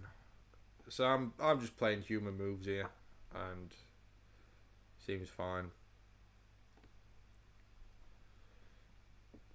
Oh, did you? Sorry if I get your name wrong. Dijin.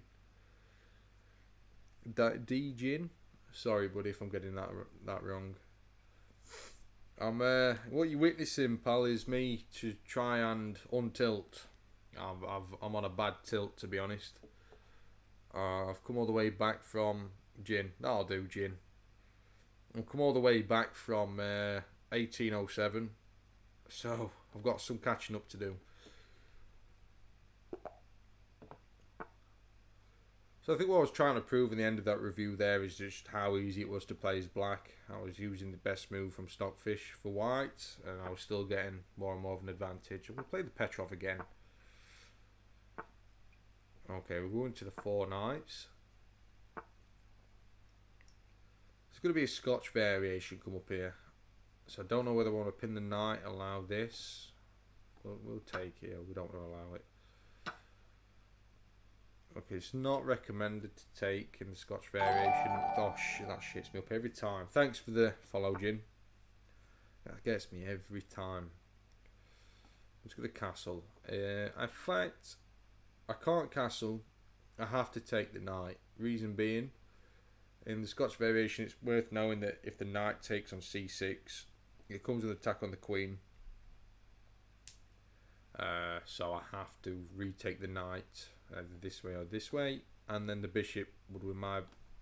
You just take my bishop, and that's losing for me. Okay, we'll remove that bishop. He doesn't have the bishop pair anymore. We'll castle. And what's he gonna do? Okay. Develop a rook to e8. think we'll develop for now.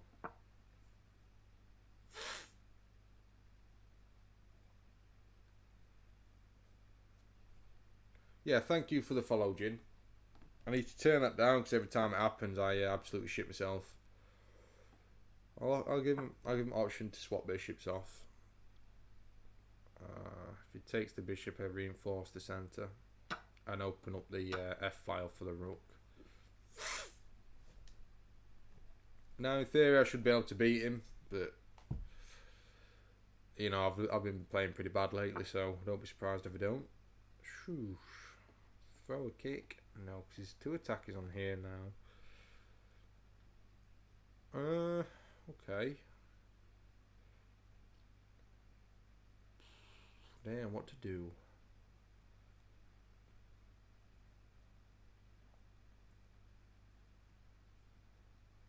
What to do? Come here. I'm just gonna. No, can't. Yeah, let's just take it. We'll let the swaps happen if he wants it. Okay. Cover this.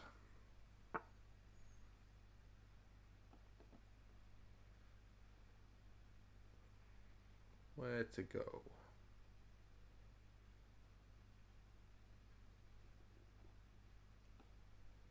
Throw away.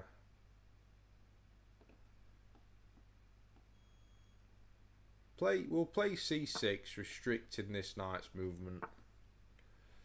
Okay, he's really gunning for this now. Rook t8 covers the pawn. Just okay. What rating are you, Jin, if you don't mind me asking?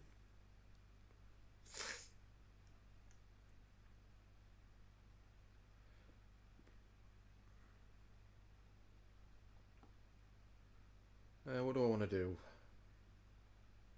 He's winning this pawn whether I like it or not. So let's just get the knight into the game. If I take here, queen takes. That's not good, is it? So we'll gotta take this way, but we do potentially have a check. Sorry, Jin. Yeah, I was just asking if what rating you was. Oh no, I've just lost the game. 1650. Wow, nice. I can't believe I've done this. Ah, shit. I've come all the way back from 1807, buddy. I'm playing horrendously. Absolutely horrifically. We'll go for the English. Trying to learn the English. When I get to the grips with the English, I'll throw a English opening video on there, onto YouTube. We'll play e4 immediately. Okay. Get a bishop out. Okay, knight first. Because the idea is to take the knight and then this pawn hangs.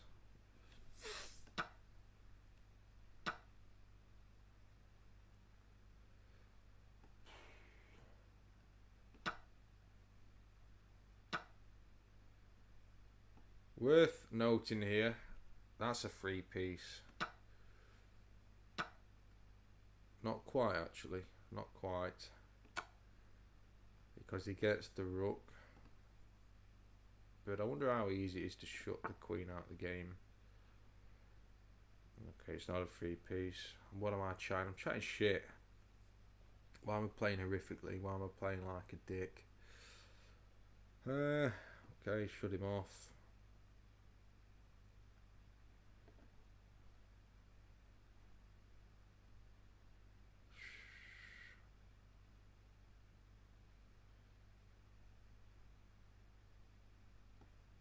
Damn.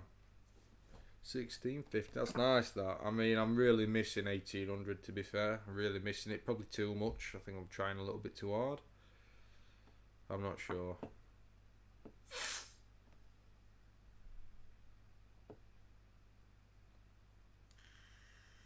I think this queen needs to cover this bishop. I mean, development here is just horrific. Yeah. Okay, take the knight.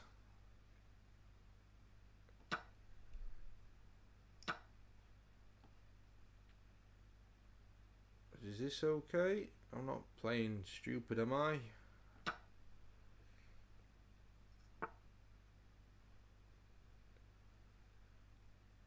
Ooh, damn. Okay.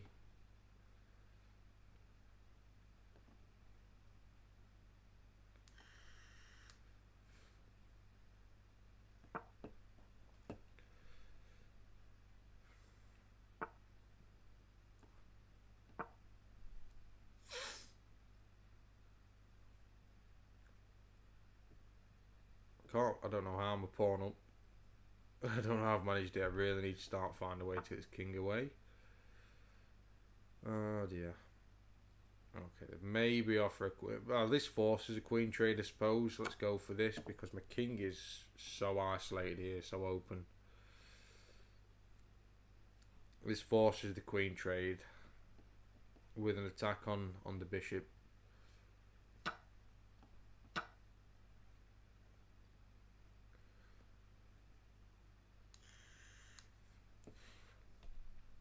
Bishop moves back here. I suppose I can throw another attack on it, developing the piece this way.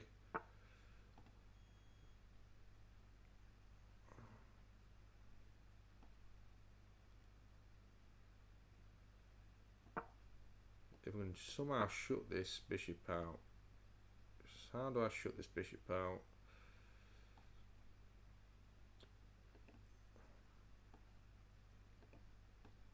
Okay, I'm threatening this.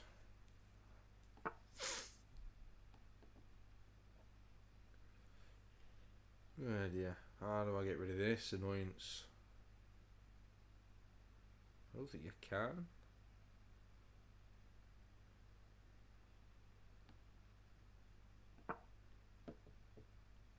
This pawn can stay for me. I have no intention of taking the pawn while the king's in the centre.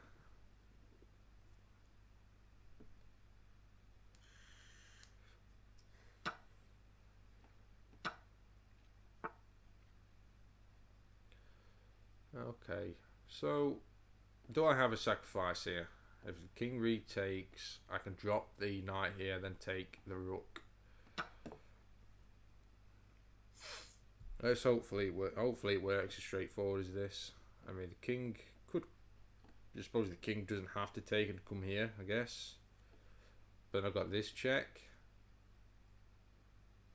and that reveals the defense of the bishop at the same time. There we go. So we've got a rook for a bishop.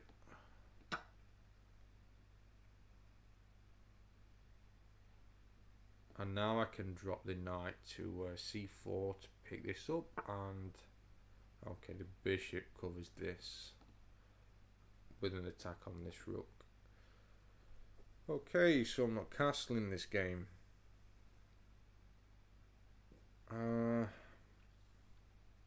How do I want to do this? Yeah, it's definitely fair for me. So I don't want to come to c1 because I just played the bishop to b2, hitting the rook again anyway. So I'll just support this pawn. I'm free to move the knight now. The knight can move.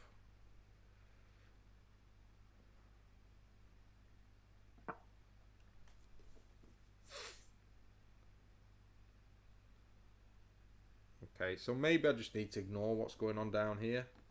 Keep the rooks on the back rank and start shoving the passed pawns to victory. Okay, I did just say keep the rooks on the back rank, but I really want to get this rook into play. Ah, screw it. We're probably going to see the bishop to here defending this pawn. Yeah, let's check that game out after Kudo. Definitely. Okay, we're threatening this now. Yeah, thanks, Kudo. I appreciate it, buddy.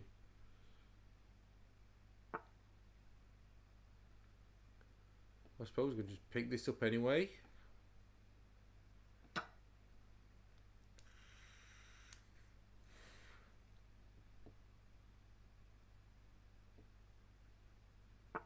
We're going to check out Kudo's game straight after.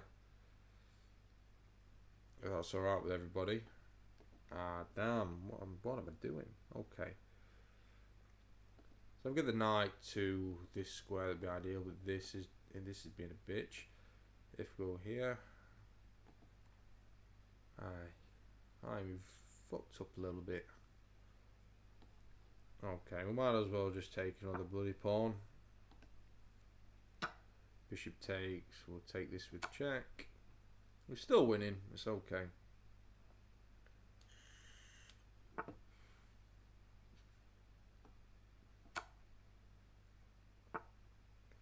I'm going to be very careful. This bishop is a killer.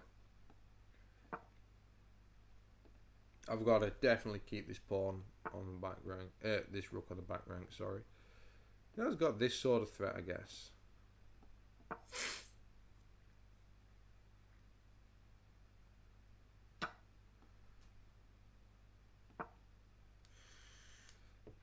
He's got mate threats.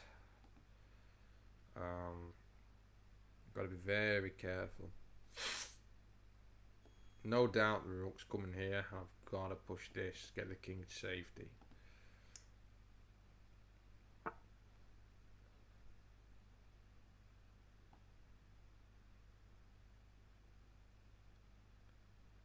Play the check real quick.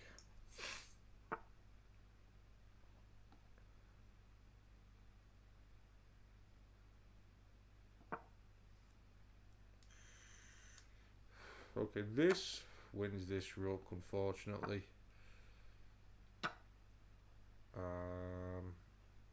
Bit of a cock up, but hey ho.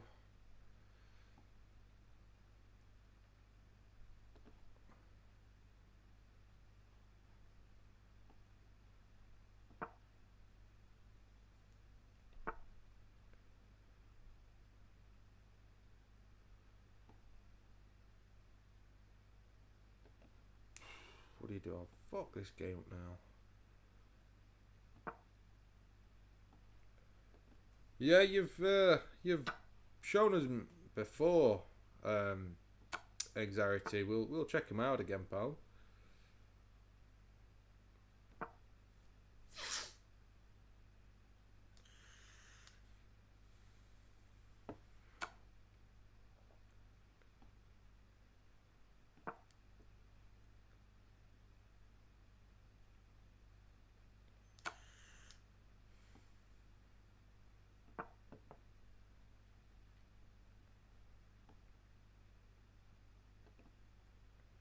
Yeah, it's alright, pal.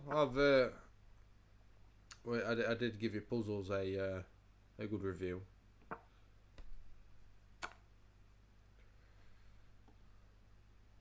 If I played back here, then that'd have been dead for me.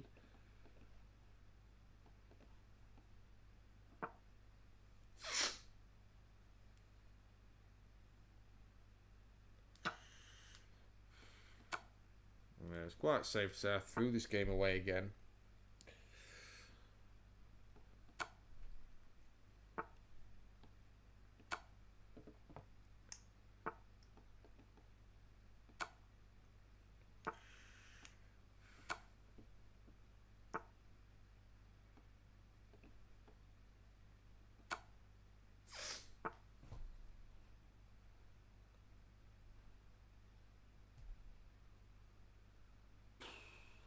What do you do?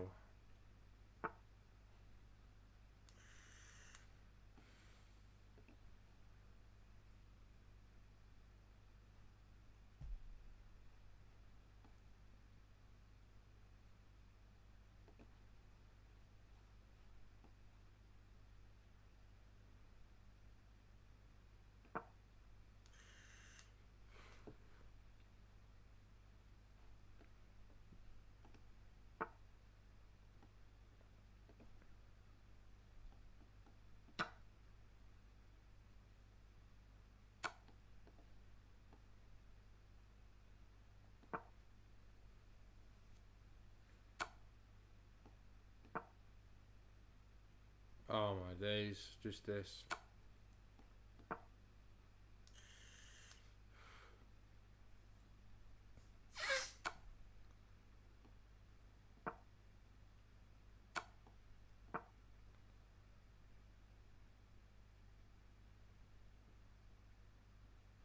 If we get the rook trade, I'll be happy.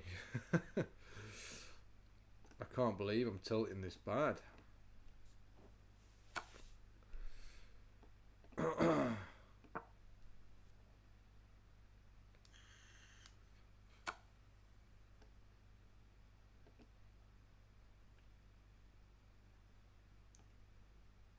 Gotta be careful to not allow a skewer.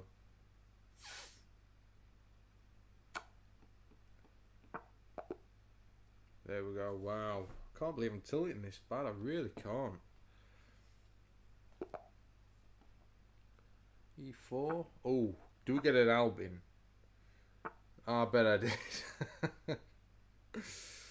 Damn. Believe it or not, Xarity, I've tilted all the way back from 1807.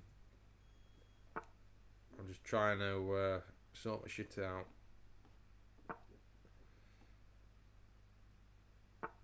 Yeah, it's there, isn't it? Okay, we'll definitely get rid of this annoying bishop.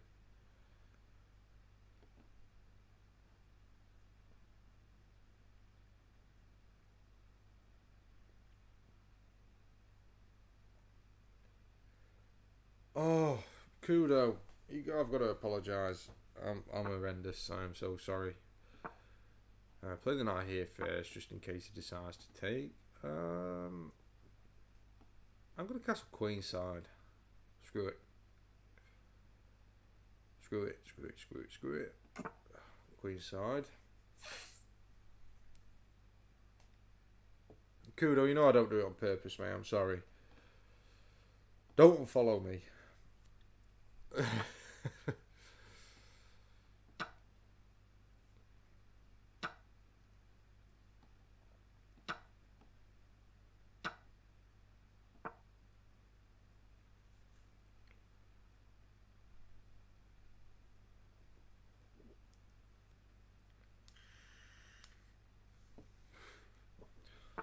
So what's the plan?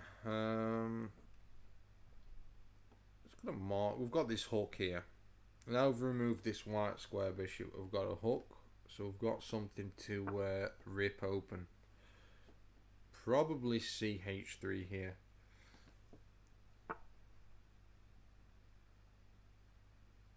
H3.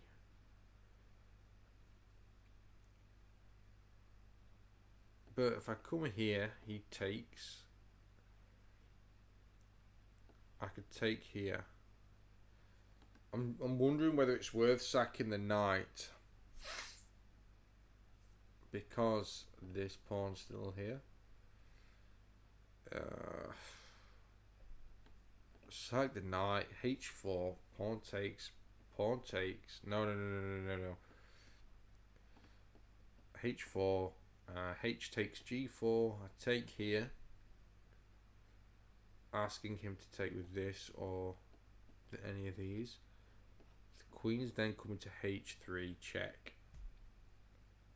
The king.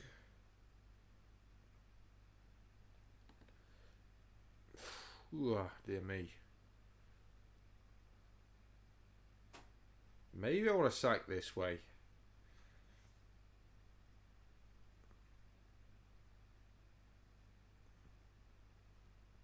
Do I have to? Should I be sacking in this position? I don't think I should. Screw it. Retreat. Be the pussy. Maybe that was a bit too pussy of me.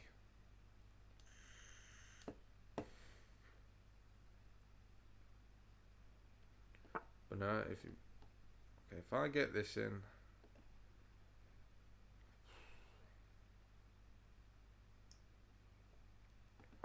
H4. If I do it this way, I get to play h3 with check, and then h2.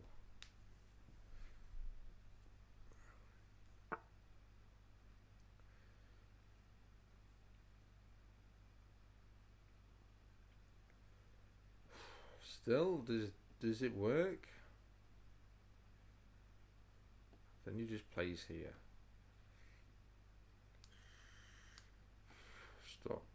Stop being an idiot. Just okay. This is beneficial for me now. I can play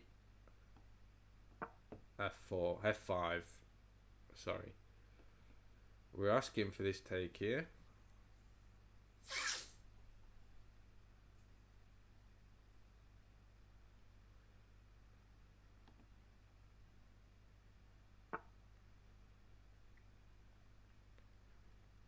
Take this way.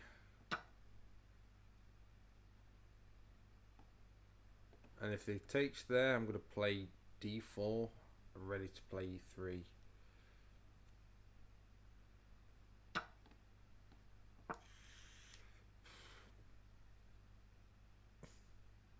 Best move is probably c4. But I suppose that just drops the d4 pawn, so that might prevent him from doing this. Okay, e3 is probably the way to go, yeah. Shit, I need to turn that down. Thank you for the follow. I need to turn it down, I shit myself every time.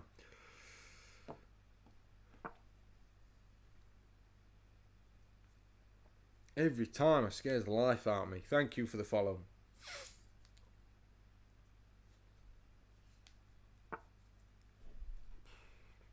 Okay, hits this. How do I want to go about it?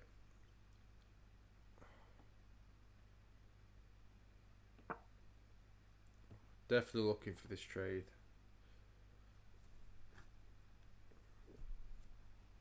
Yeah, thank you for the follow, buddy. I really appreciate that.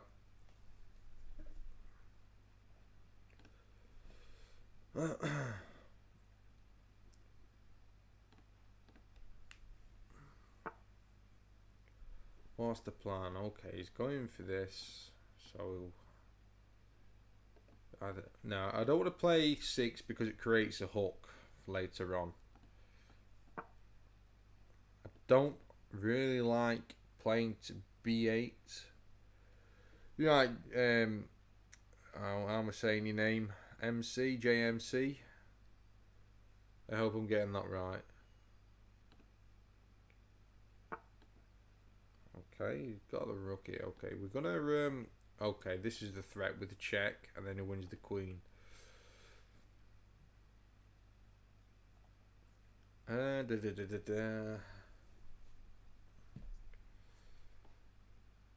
Play back here. I feel like I should have something better.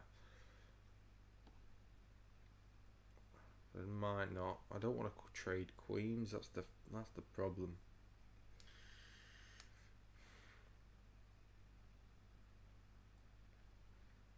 I think. What about if I play here? Maybe let's just offer a queen trade. I'm not down any material. Oh, I'm gonna be. Oh no, no! This is a bad blunder. Bad blunder. This is mate. Shit! What a dick! What a dick! What a dick!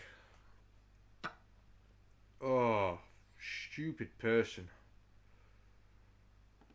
Well played. I need to stop tilting. Right. Petrov's on the board. Okay. It's important to know for anyone who's viewing. In the Petrov... oh, for fuck's sake.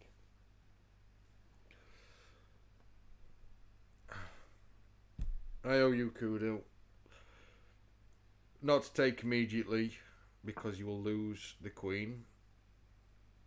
So you play d6 first. Kick the knight away. Kudo, now I'm gonna drop in a reminder.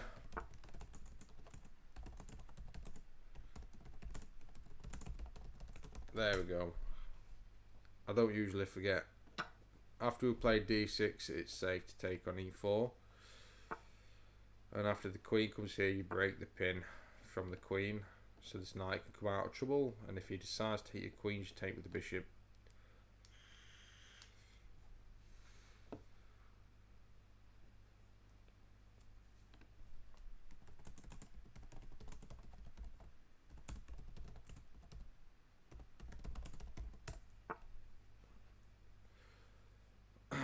You can just take this knight.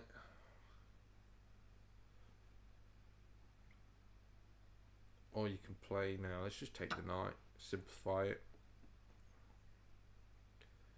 He's sort of forced to trade queens here. His queen is pinned. Threatening to take with the knight.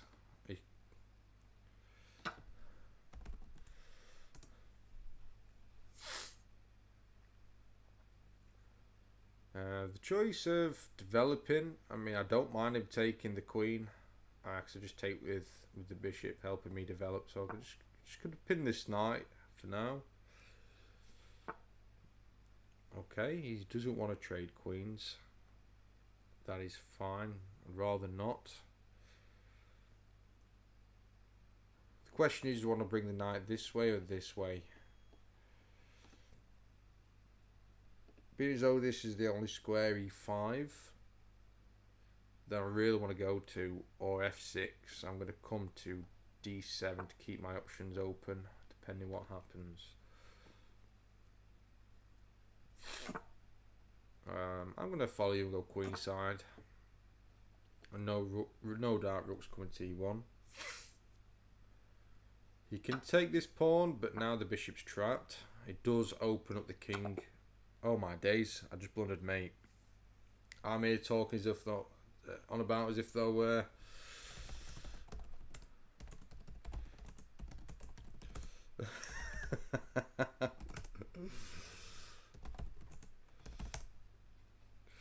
I'm here sat here talking as if though I know what I'm on about when I just got and blundered, mate.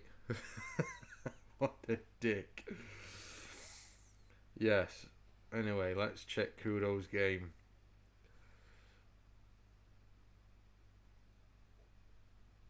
Here we go. We've got Kudo's game now. That's something off the mind. Yeah, if anyone unfollows, I don't blame you. If anyone stops viewing, I really don't blame you either. Please don't, but there you go. Right. I lost on purpose. Right, okay. Sorry, Kudo. We've got there in the end. Kudo, by the way, is not a 1600 player. Is a 23, 2400 in disguise, in my opinion. What are you in Blitz? 22, 2300. So we've got the Larson. What's happened to the English Kudo?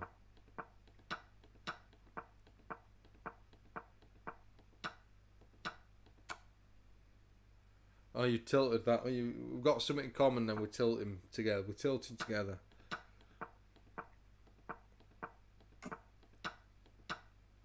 Okay, we're ruining his pawn structure here. Why is c6 a great move?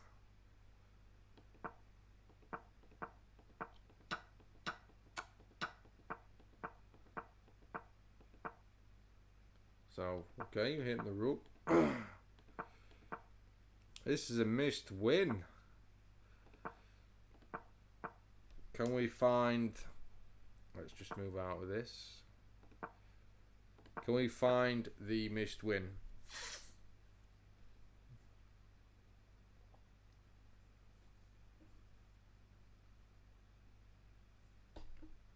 Where is it? It's not the light here, is it? Surely not. Or even this one. It's this one, isn't it? Is it? This one? No, what is it? What is it? Oh my days, that's dirty. That's dirty. Smashed. Smashed.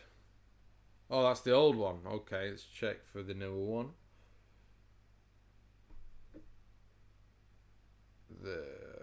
is it? There we go. We've got it. We've got it. We've got it.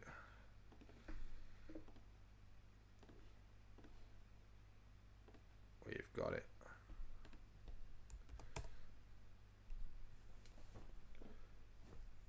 This is the one, Kudo.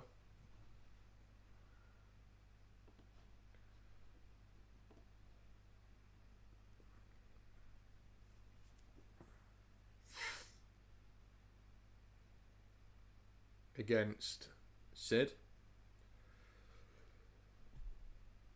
Sid Alex. I don't know which is the first and last name. Alex sounds more like a first name, but he's got Sid first. Oh, I'd like to see you play the Albin, Kudo.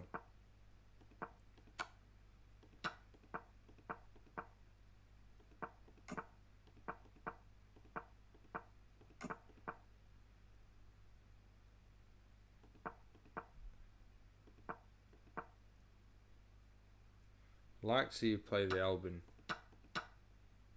Why is this a brilliancy? Takes here. If you retake, what's? I mean, it just opens up this. Why is this a brilliancy?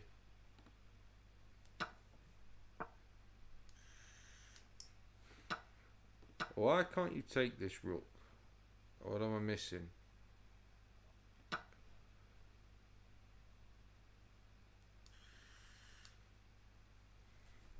What am I missing, really? It's a good move. But anyway.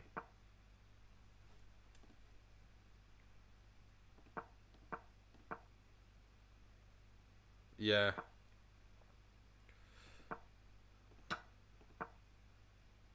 Okay, double attack. Not snap taking.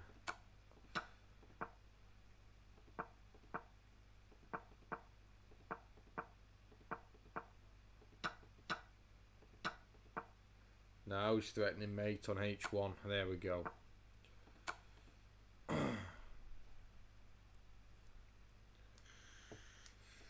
The rook's got this, the bishop's got this, the queen's got this. Where's the king go? If the queen here, just take, and that's mate. Yeah. Smashed. Allow forks from the... yeah. It makes sense. It put him in a false sense of security there, didn't it? Alright, see if I can play a decent game now. Go back to the Petrov. Like we said before, okay, 4 knights now. He's not, is it, unless he goes for Halloween. We've got the Scotch variation. If we play the bishop here, that's fine. If the bishop comes here, you have to take the knight because he wins the bishop if you don't.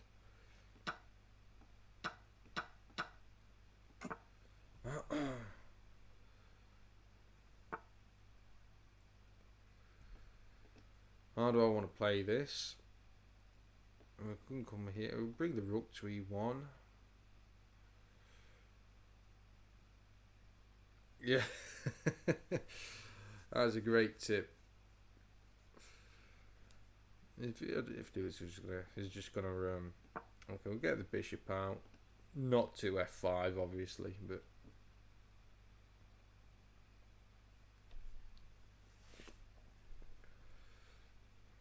oh, that's surprising. That is surprising. Is he gonna go queen side?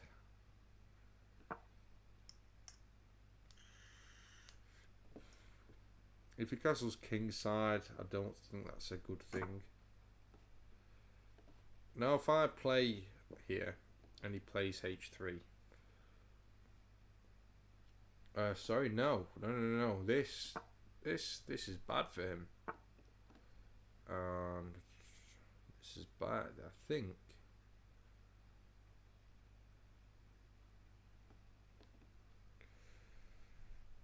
You got... I don't know how you do it. It probably did. The only opening I've ever had 100% accuracy in a couple of times is the Albin.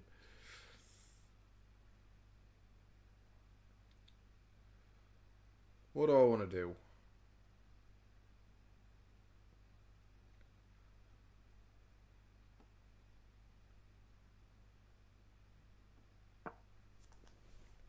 Okay, we've. I'm even tempted to sack the bishop here. I'm very tempted to drop the bishop, I'll be honest. Not now the queen's here. That's asking for a lot of trouble. But I do need to develop this bishop somewhere. Oh, it is quite tempting to bring the bishop here. Or even the knight. No, the bishop. If takes, knight takes, an attack on the queen. But then the queen would just come here. Blocking mate. So there's no point doing this. Just develop.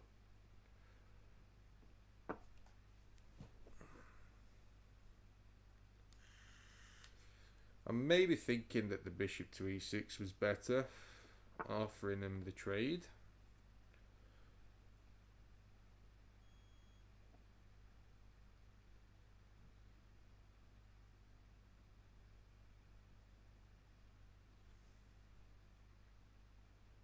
Where's the knight go?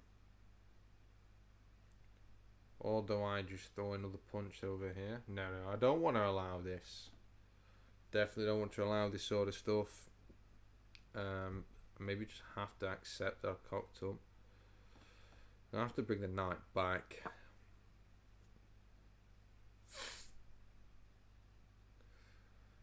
I didn't want to take here and open this rook up. I just didn't want to allow it.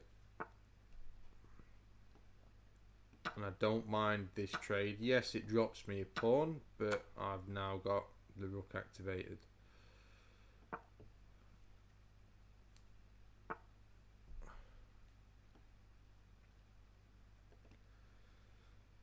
I could block off here, but I've got to be careful because actually I've just got to be very careful here not to do something stupid.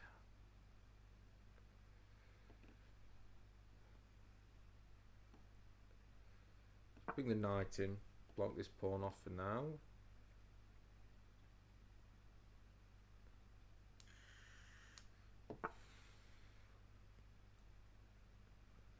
Just create some breathing room. We have got to check, not that it does a deal. We could threaten. In fact, look at this. We've got an attack here already.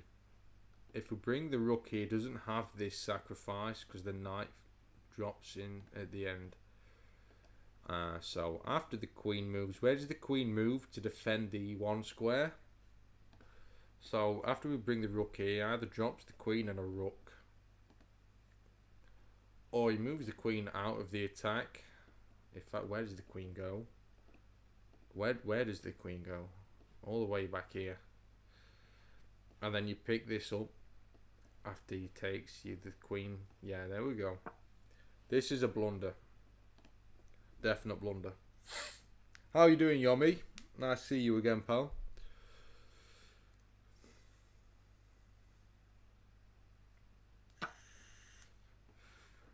And then the knight just comes in at the end. And it doesn't have mate even after the knight moves because it just covers this square again. And we can pick this up. I don't care what it says. There we go, they've resigned. And play the English. Again.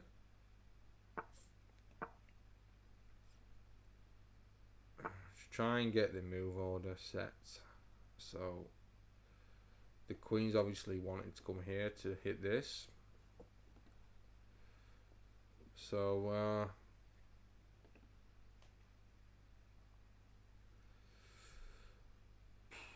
the knight can always drop to e4 to fork the queen and bishop and protect on f2.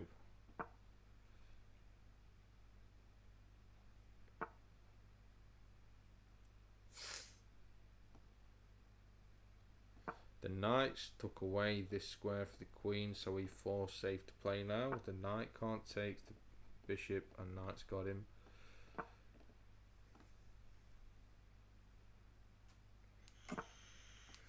Just castle.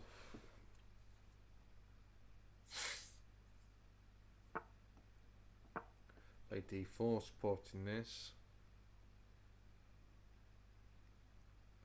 Yeah, I remember you saying this, Yomi, e3 instead of e4. I maybe should give it a go, but I like the bishop coming to e3 for some reason. Okay.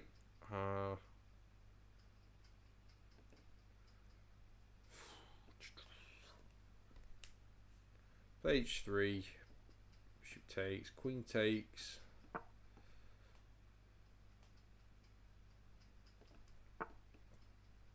Okay, doesn't want to do it yet. I'm going to play the Queen 2. Just getting out the pin. That's all. In fact, no, I don't have to do anything. Just play the king here, getting ready to push f4 at some point. e3 and the bishop bites on granite, as some would say. Yeah, I suppose this would. But I want to press f4 at some point. So I must agree with you, I suppose. I remember you saying this to me last time. So I don't want to press f4 straight away. I need to get out of this pin because I want the knight to be able to retake if the pawn takes an f4.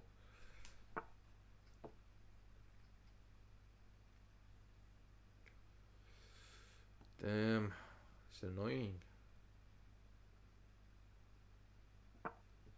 Maybe I should have prepared with this sort of stuff before.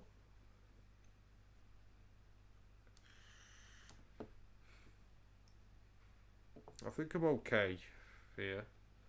What do you think, Yomi? Do you think I'm okay?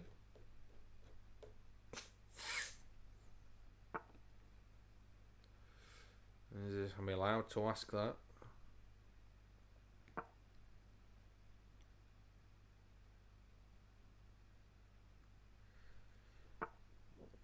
Okay.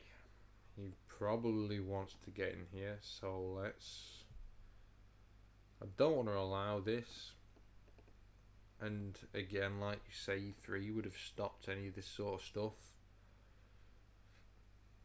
If I play f4 and he drops the knight in here, and if I take the knight, the bishop gets in. But then the knight can come here. Okay. Let's ask the bishop. Let's just play f4. Stop being a pussy.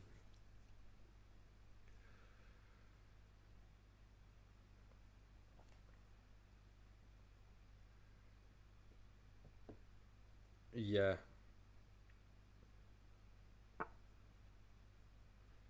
Okay, so I will take here. And I'm very tempted to take this knight. Very tempted. Whether it's the right thing to do or not, I don't know.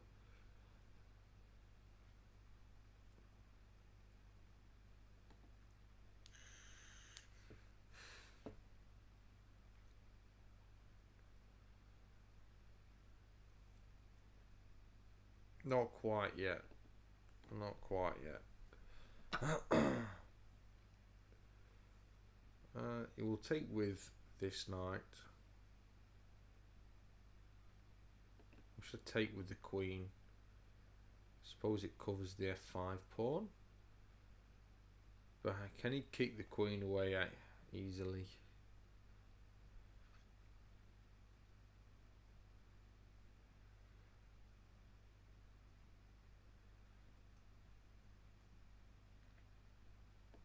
Suppose this comes with a hit on the bishop. I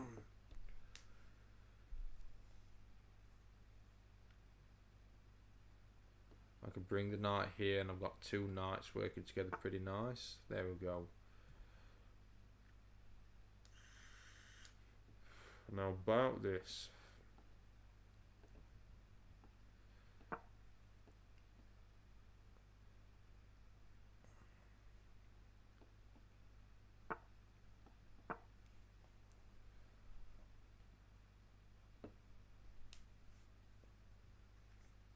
got the rooks connected now. If the bishop takes the knight, I'm going to take with this one.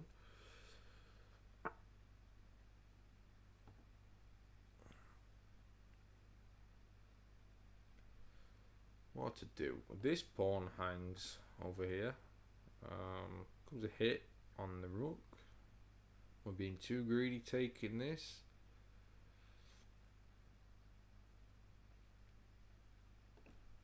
Maybe just play the knight here like I said. Yeah. Oh, should I just grab this quick? What can this knight do? Ah, screw it. Can he trap the bishop? Now he's got to react. He's got to move the rook first. He's going to move the rook. And bring the bishop back. Okay. Make sure they stay support on b4.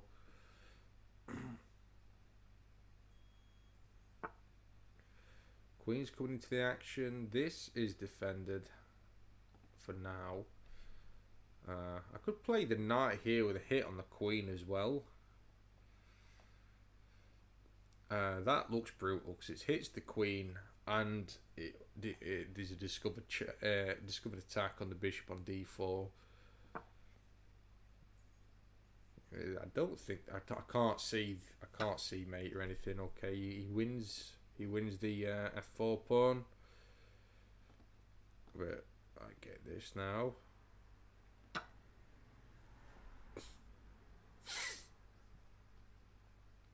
This knight's heavily defended. This is pretty heavily defended.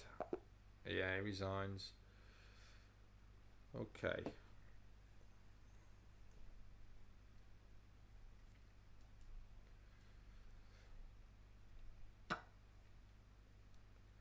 %. Not too bad. Could be better. Should be better, should I say? Okay. So e4, you know, Stockfish agrees with you, Yomi. E4, Stockfish doesn't like it.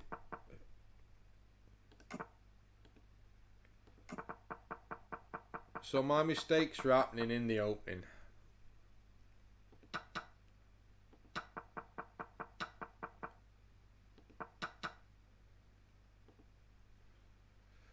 My mistakes are happening literally in the opening. Try it again. Let's try your e3 idea.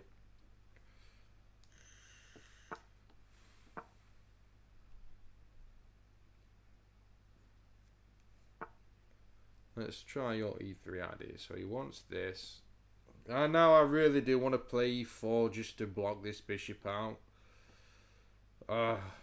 Decisions.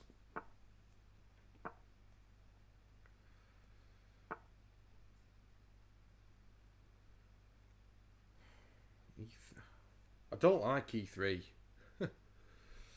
I'm just gonna.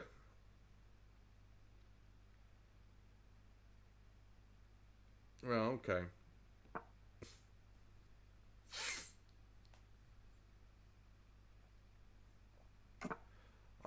I really wanted to play e4, but I didn't want to sound disrespectful there.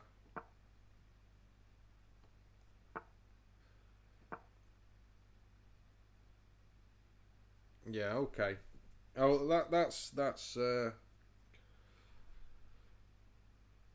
fair. That's probably great advice. It is actually great advice. Now I want to take the e-pawn. Or do I take with this one? No, I'm going to keep the e-pawn here because the whole point of the e-pawn being here is to just stop this bishop waking up. So we'll take this way. I suppose I have no choice.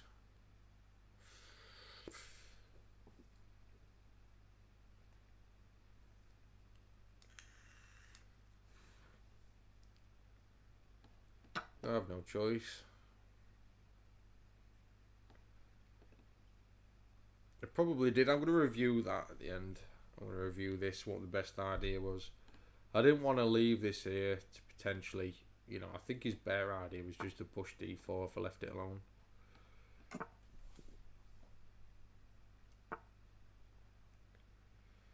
Okay, how do I throw under the defender on this? Do I throw under the defender on there? We'll just start harassing this bishop. This is a good defender and he's got a hook here, so maybe it's time to start harassing this. I'm going to play the bishop here, because if I played it to e2 after the knight takes, he's got the attack. Okay. Bishop back.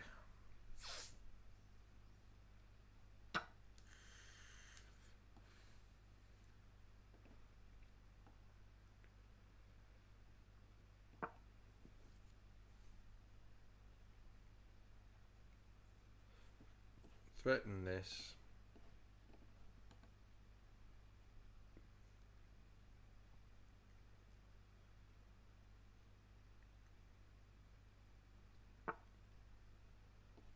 You can win the knight, just take it back with this knight, so that's a pawn.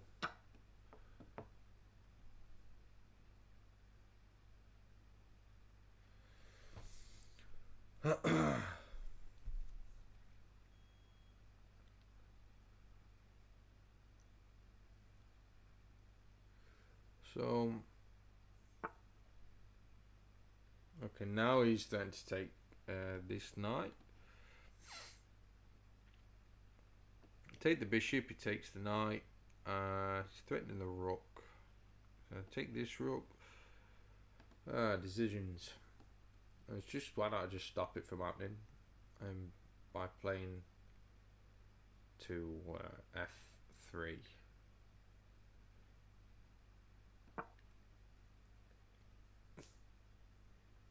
Mind you, it does allow this horrible. No, not quite. The bishop can take at the moment. It's got pressure here, but I'm just going to take this with an attack here. Okay.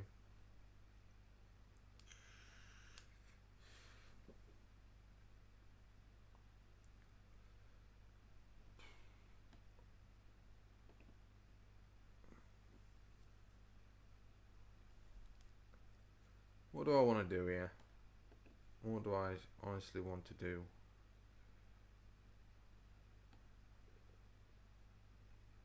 Where do I put the queen? I want to get out of this. Just cover the d3 pawn. I'm not going to worry about the rook x-raying the queen anymore. I would have played the queen to d2. Maybe that was better. Because, dear me. Queen to d2 was the one.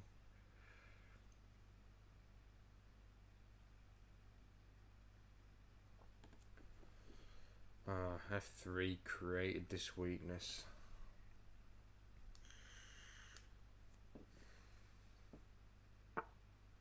Yeah, I should have just played queen to d2. Cock up there, big time.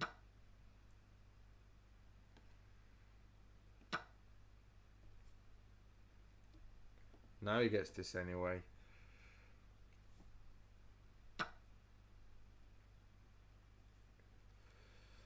Ah, sheesh. Yeah. Just played a bit stupid there.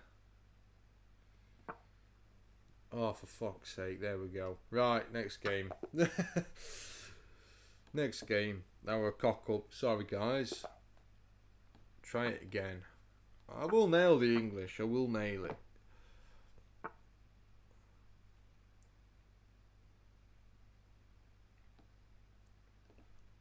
Let's fianchetto the bishop. Okay, so this knight's under fire. I'm gonna play the bishop here anyway, and now I'm gonna control the d4 square.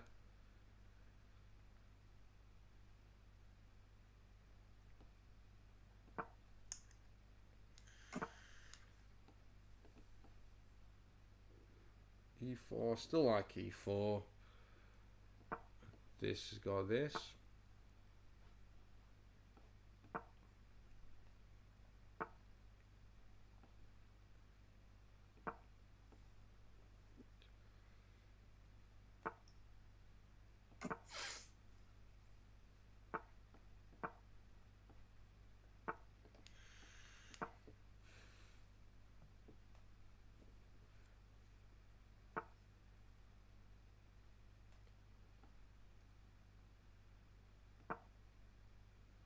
I want to get f4 in now.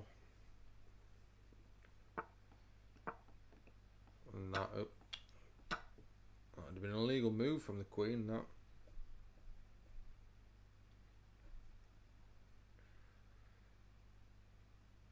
Yeah, I agree, Yomi. I just panicked there. I panicked.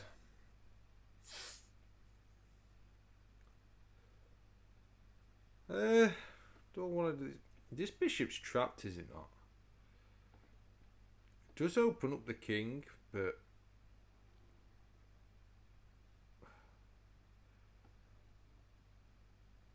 it does open up the king. But I think with proper play, I'm okay. I hope. Take with the rook or the bishop.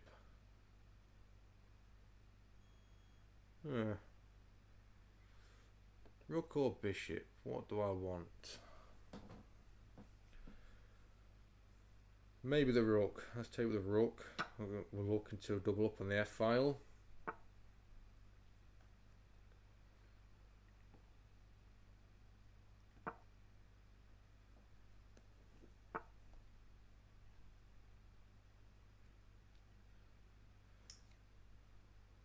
Start rolling forward.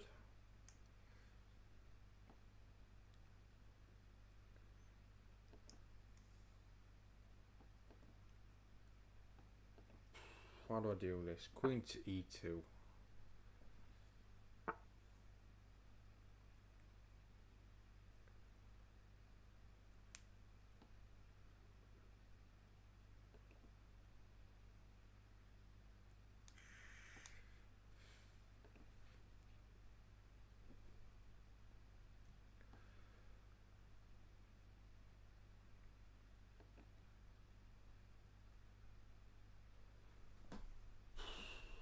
Damn.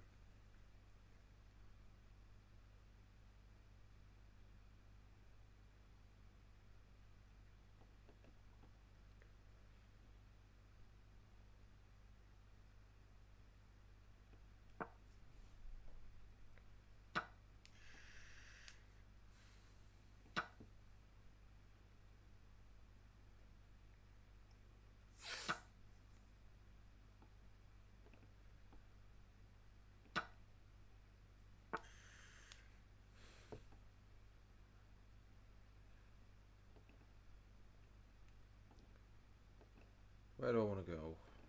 Literally. This is under fire, but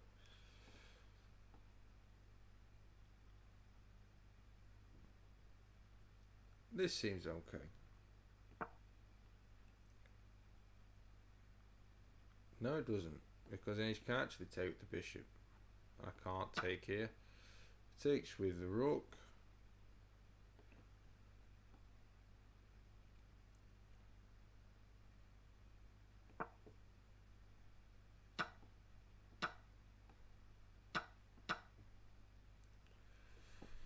Damn. Let that one go. Show.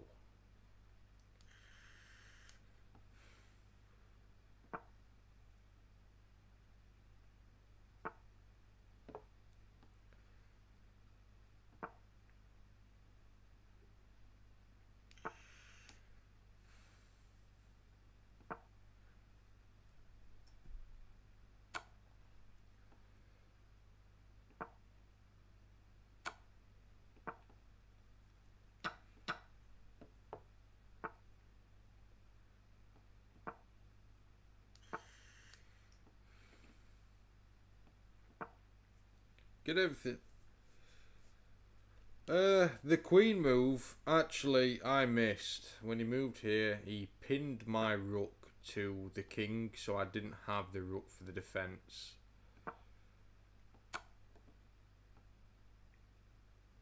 If that makes sense. It was a good move, actually. It was a very good move.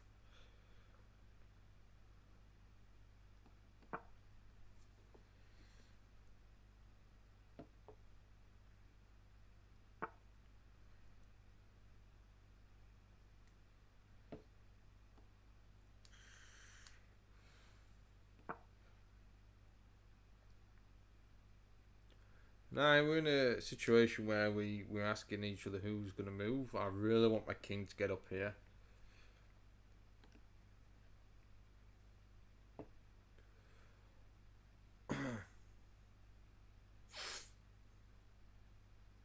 A better move was probably, yeah, it's just a drawn game now. It's just a complete draw.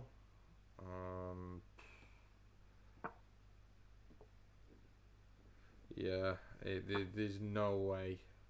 You're just gonna keep moving the bishops.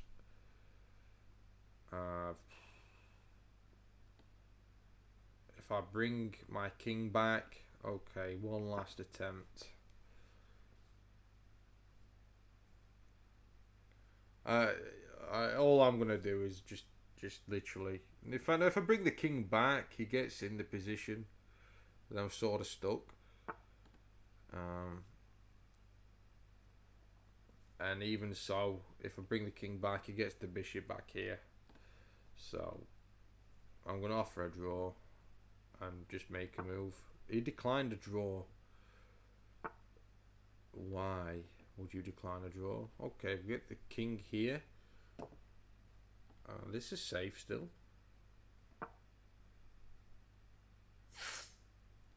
I can get the bishop here, literally. And now this king. Why? I think he's cocked up.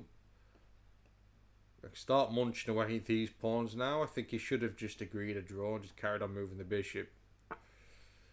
Now I'm hitting this bishop. A king cannot get into the position.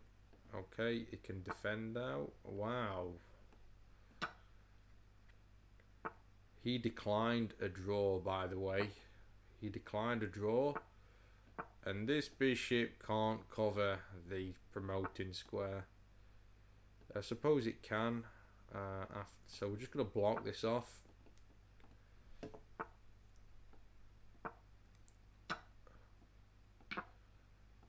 What a guy. He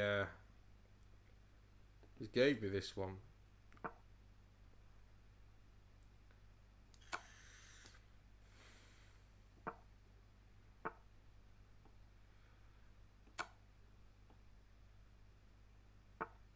I can't believe he's let this happen. The bishop's pinned. Thank you.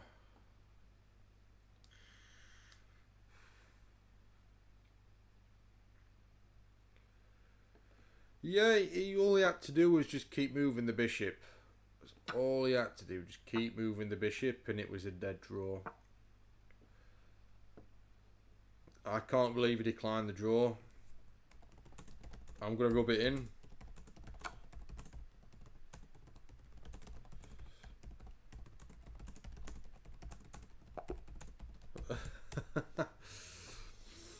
And we'll finish in style, and we'll give him a troll face because he royally screwed himself over there.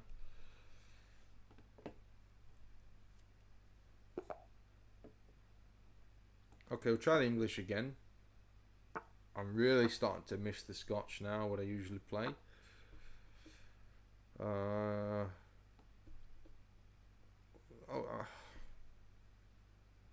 going to just go for the Gunderham setup. Okay, he's not allowing the Gunderham. And what to do? Okay, we've got to keep an eye on this because this is coming. We've got to also make sure the knight's got somewhere to go and defend this pawn.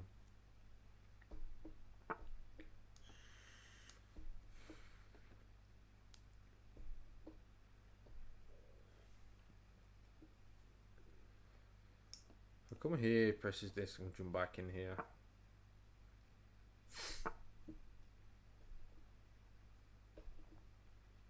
Right, okay.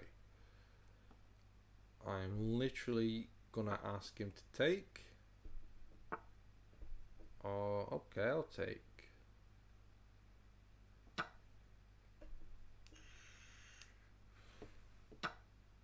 Takes with the queen.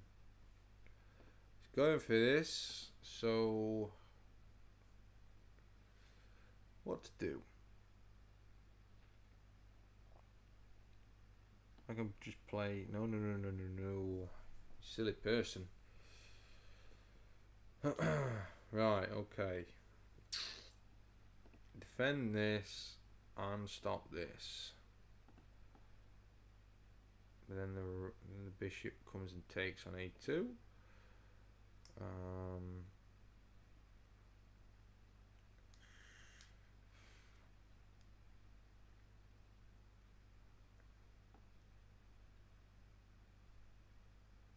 Come here.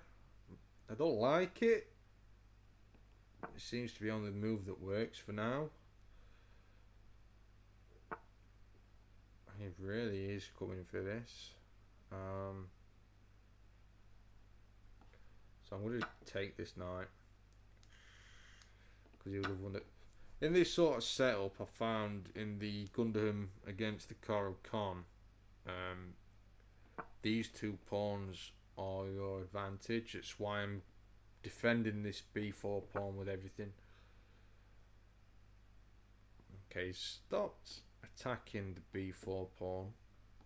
I'm going to play the queen here.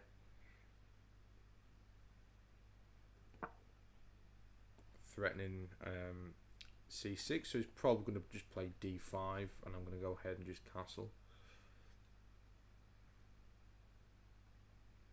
And if it does play here, what happens if I take this and he takes this? Just castle. Just castle. But then what happens if he goes queen here? Play this. Okay, I think we're okay.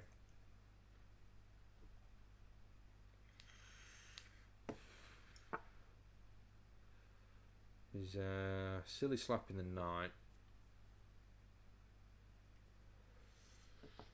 Can I counter this somehow? Not really.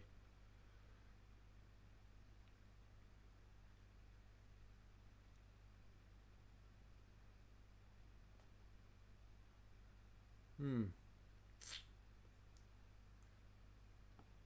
can hit the bishop, but it doesn't achieve a deal. I can come with a discovered check. Sacking the knight. Do I even like this? I'm going to go for it anyway. It's not even discovered check. Played that incorrectly. Hey ho. We do have a developed rook. We have sacked piece. So he needs to really be defending e5. I think the only way he defends e5 if he brings the queen back. But then I play the knight here anyway. And I'm threatening this. Okay, that's how he's going to defend e5. Does allow the knight here. We're not getting anything better. I suppose I could throw this in. I do not want a queen trade under any circumstance. I cannot afford a queen trade after cocking up like I've cocked up.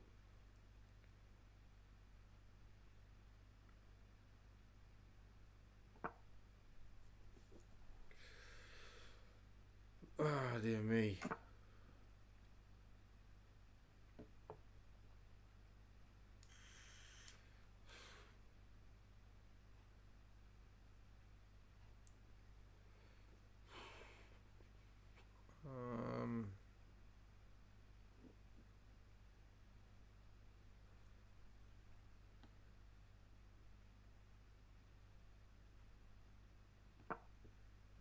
Hopefully he goes on passant.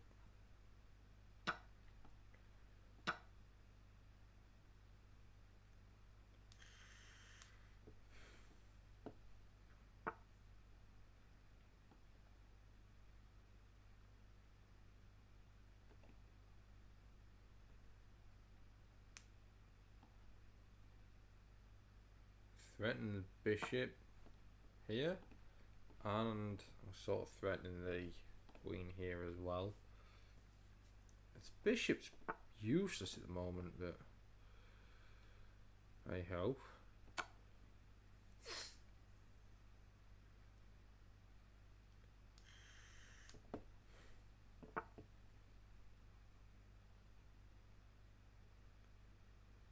Okay, we'll set a little tiny trap. One that... Okay, yes. This looks innocent, but it's not.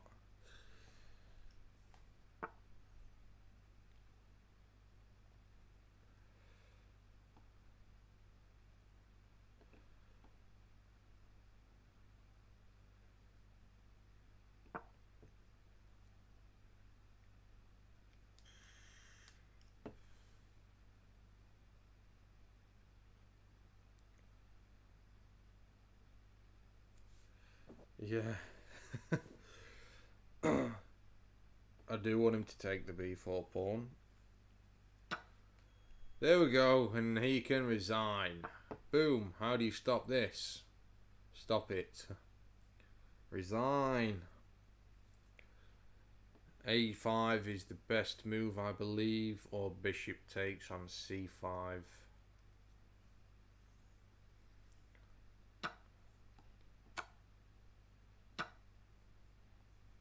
There we go. That is why you do not take the b4 pawn. That is the deal. Okay. So let's create a breathing square now, before we potentially blunder mate later on. Because this knight is the only thing stopping mate.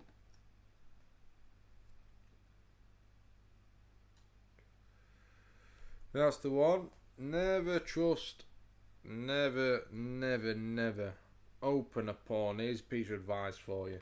If you've got your queen in front of the king, don't go and open up a file where a rook can jump onto it, because the queen's pinned.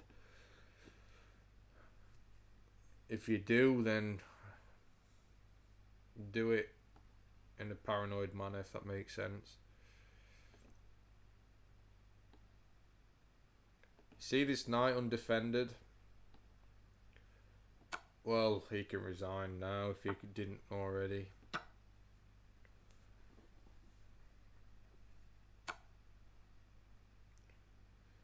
Okay, he gets the bishop. See this pawn undefended? Well, there we go. Which is the best way? I think this comes with the threat, because let's see if he drops the bishop for the block. Oh dear me. He blocked with the bishop.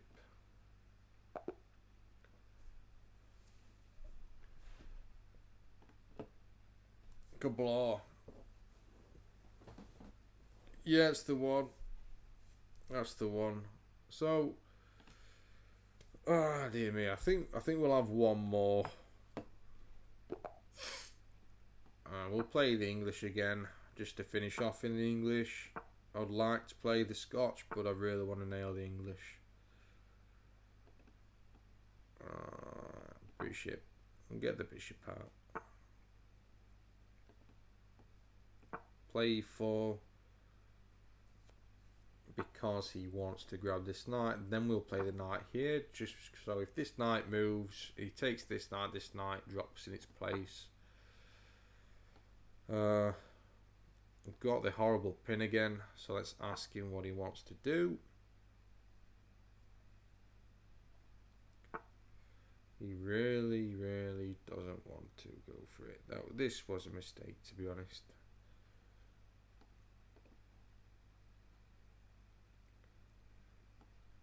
I'm going to break the pin.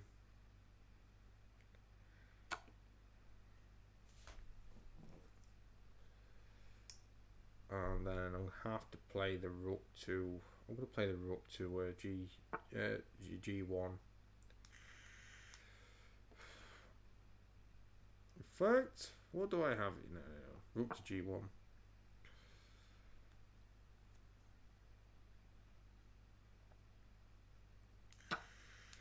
It depends on the position. It really does depend on the position for me. I'd rather be playing with knights. However, if the position is open, there's no argument to be made. If you've got no pawns controlling the centre, then really you want to be If the position's open, bishops are better. If the position is closed in the centre, then knights tend to be better. He's got to block with a knight, otherwise he'll lost the rook.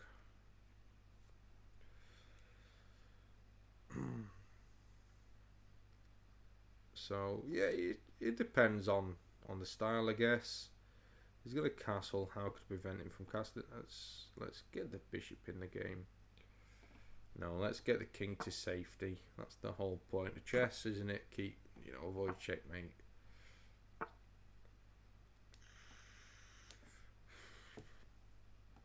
Got to play to d4. He's going to play the rook here, no doubt.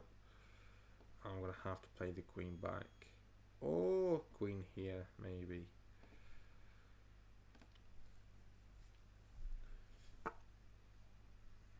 I prefer knights purely because they're more difficult to see what they can do, if that makes sense. They're not as straightforward as a bishop if you're playing against it, if that makes sense. Like, forks off a knight are a lot harder to spot than forks off a bishop.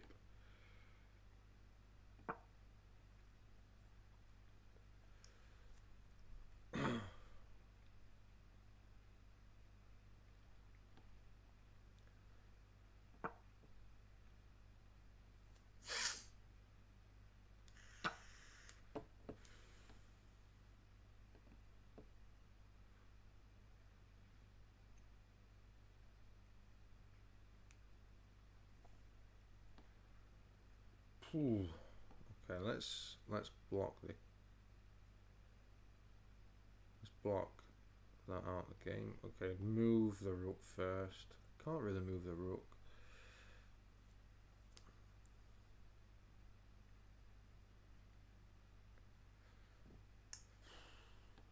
Okay, yeah, let's just move the rook. Let him take this, screw it. Okay, we'll do that one. Block this queen out of the attack, threaten the knight.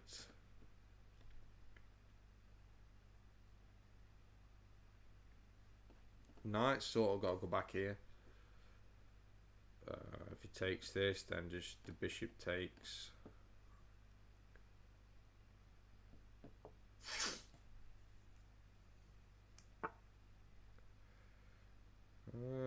Can I? Is that too weakening?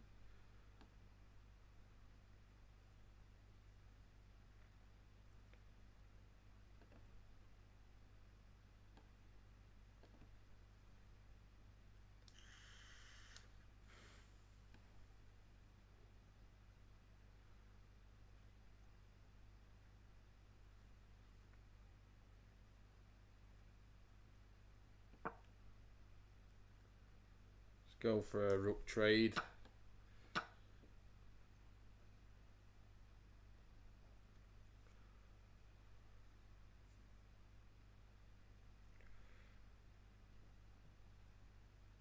They are easier to get into the enemy territory, Jake. I will completely agree with you on that one. It's just in an open position. A rule of thumb is that okay, we'll we need to keep hold of this. So let's play the king here. Is there anything here for him to do? In an open position, I mean, here it's a tough one. I'm not gonna take en passant. That's silly.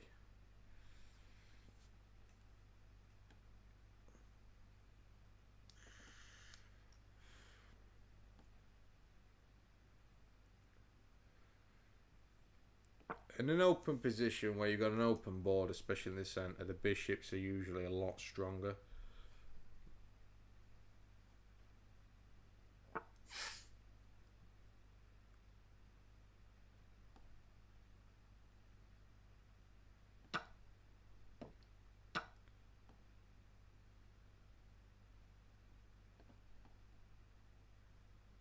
How do you defend? I think I have to play it this way. Or should I try and boot the knight? Where can the knight go? See, this is the difficulty with the knight. You never know where to put the thing. I don't like the bishop there. We're going to put the queen here instead. Now I'm just going to block it off. Block this pawn off. I don't want to take. I could take this now, I think.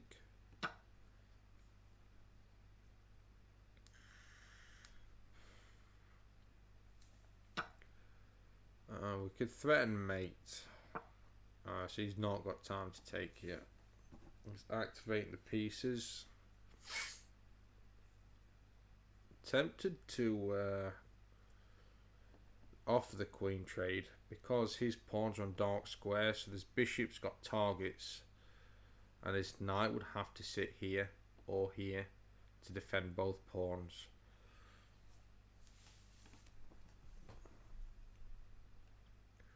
I mean, if I took here, it is forcing a queen trade if I take on d5 with the queen. I think my bishop would outplay that knight in an endgame. I think. I'm threatening mate here. He's defending mate. I can just take this now with check. He wants the queen trade, but I'm a little bit dubious of accepting it this position. I could play the check. Because we could set up a mate here. See, if we play the check, if it plays the king here, then we've got bang. I suppose the king can go this way. What to do?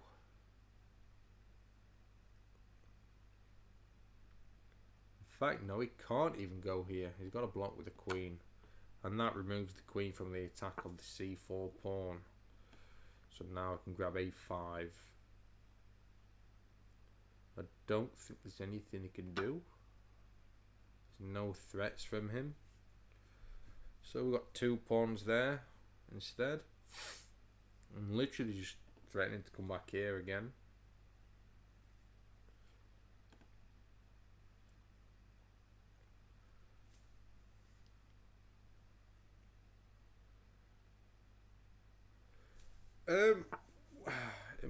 If you've literally got no other way of getting any more advantage, and you're in front, it's generally not good to trade queens when you have an advantage. Sorry, when you're attacking.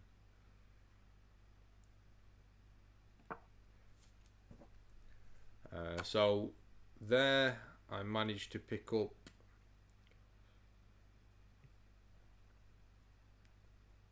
two pawns instead of just picking up the one and evening out. So really, I've got this outside a pawn now. So if I was to trade queens here, then it's got to be better for me. I'm gonna swap queens, stuff it. If I know, like I say, if I could swap queens, or I can just take another pawn with check.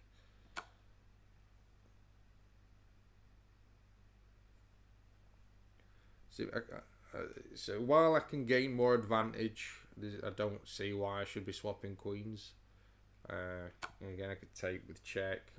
If I swap queens now, there's no way he can win. I mean, I could pick another pawn up. But then he can win this pawn. So let's just accept the queen trade now.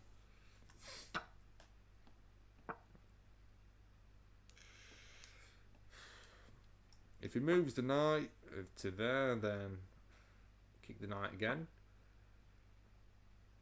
There we go, he's just resigned. There was no way you could win this.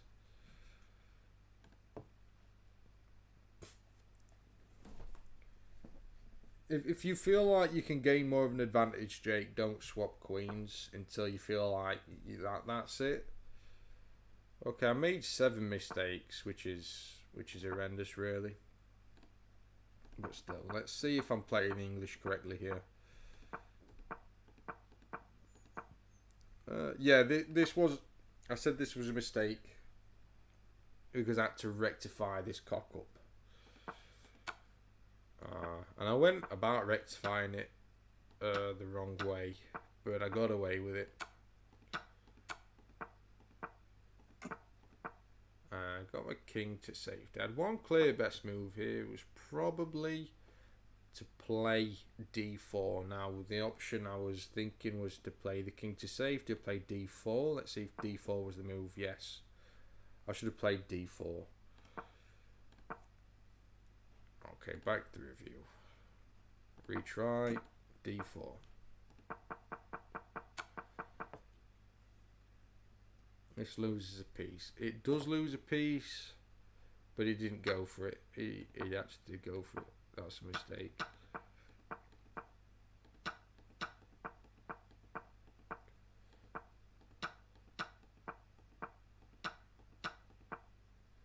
See, I'm threatening mate here. So if I went and swapped queens now, I would never have picked these pawns up.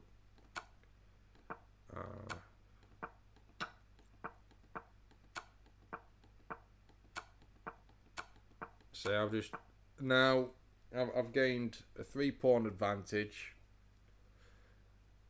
I don't need to take any more risks. I can't pick this up.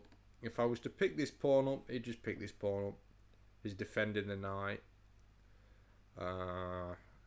What do you do from here? I suppose I could have played back here, then pick this up. There's just no need. There's no way black can win this endgame. I'm 3 pawns up.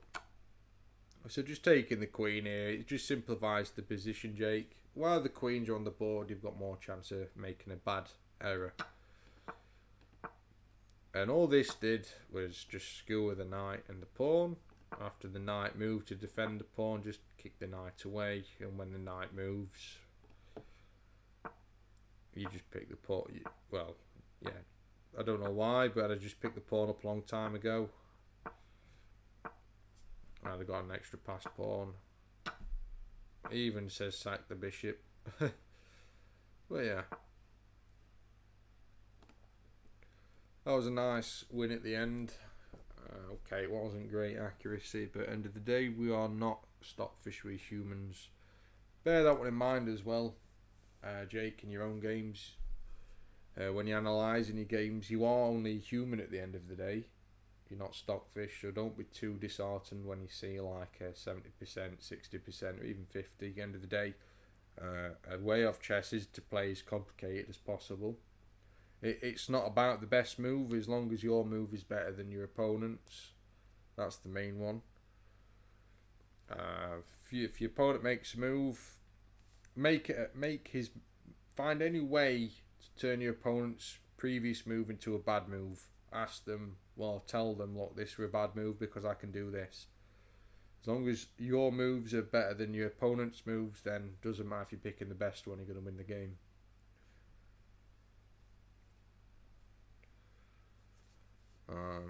That's it really. That's piece of advice. The only piece of advice I'm probably qualified to say. But try and be wise. If you've got an open board, no pawns in the centre, swap your knights off for the bishops. If you've got a closed centre and the pawns are all jammed up, swap the bishops off for the knights. So, yeah, knights can jump over things, bishops can't. So if all the pawns are jammed up, swap the bishops off. If there's no pawns jammed up and the position's not going to be closed, throw the knights off for the bishops, and you've got all the squares covered with your own. What else? If you're up material, if you're up on pieces, if you've got more pieces than your opponent, general idea is to trade off as many pieces as you can, simplify the position. So because, you know, if you're in the middle game, or let's say the late stages of the opening, and you've won a piece, your rooks are still jammed in the corner. So your opponent's not feeling the full effect of being a piece down. If you can get into the end game being a piece up, then your piece is, you know, it's felt, it's noticed a lot more, and your opponent will become desperate. And when opponents come desperate, you are playing a very dangerous game. So be careful. They're going to try. They are literally on the lookout of any opportunity to win a piece back. But because they're being desperate, they're also giving you more of an opportunity to take even more advantage. So don't take your foot off the gas. That's my biggest problem when I'm winning a game. I take my foot off the pedal, and I miss simple things. That's cost me a lot of rating. So never take your foot off the pedal. Play paranoid. And at your level, like, you know, coming up to 1,000, Jake, tactics. It's you're winning games through tactics mostly. At the 900 to, so let's say up to 1,400. Right up to 1,400 is like creating tactics. So find your tactics. You know, puzzles are a great one at your level. They're even at any level. Puzzles. At the end of the day, if you see a tactic at any level, tactic is a game changer. And then when you get to, like, you know, 12, 1,300, you really need to start and work on your positional chess so you can progress past 1,400. Is probably the way to go.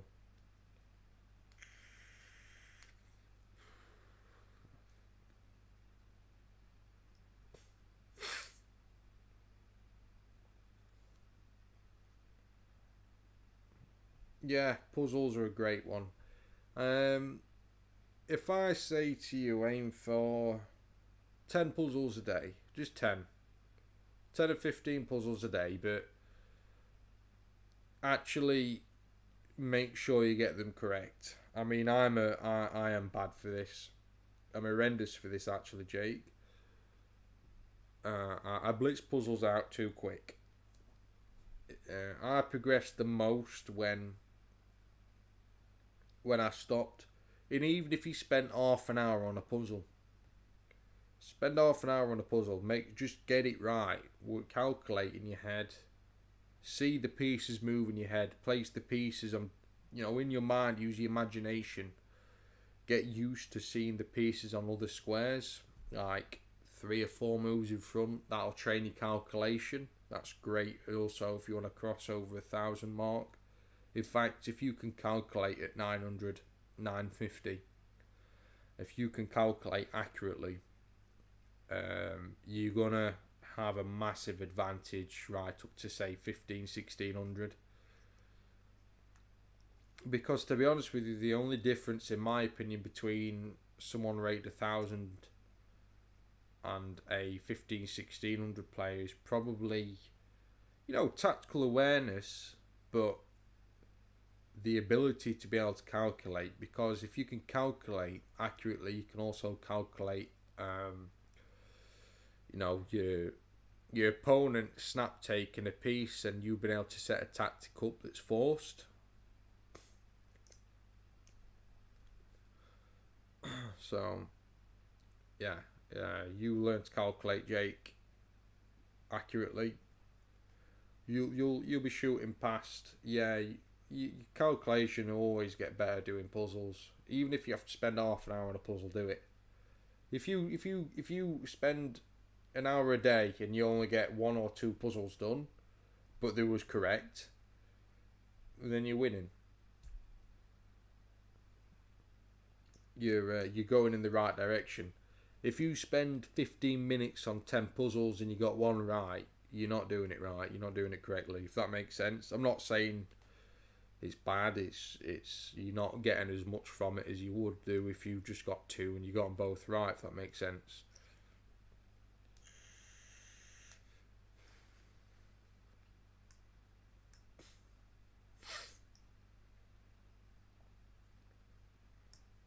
So.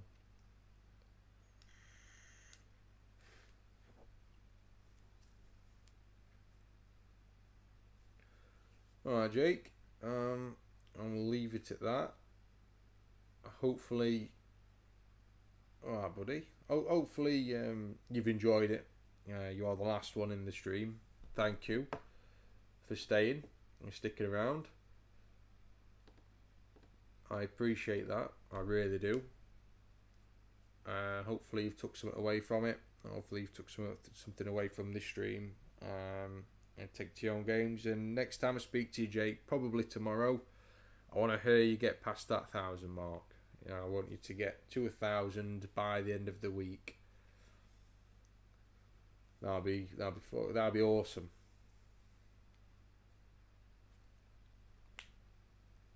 And if you want, tomorrow we can have some training games if you want. Later on, tomorrow night, if yeah, get there by end of the week. If you want tomorrow night, Jake, we'll have some training games if you like. If you're up for it. I won't play games where I just go all out. I'll talk you through the stuff you want to be looking for. I'll set up positions for you that are not easy to. They don't jump right out at you. They'll want just stuff to look out for, and I'll let you try and find them. Alright, buddy. Well, hopefully I'll see you tomorrow. If I don't see you tomorrow, I'll see you Tuesday. I'll try my best to get on tomorrow. I'll see what happens with the kids.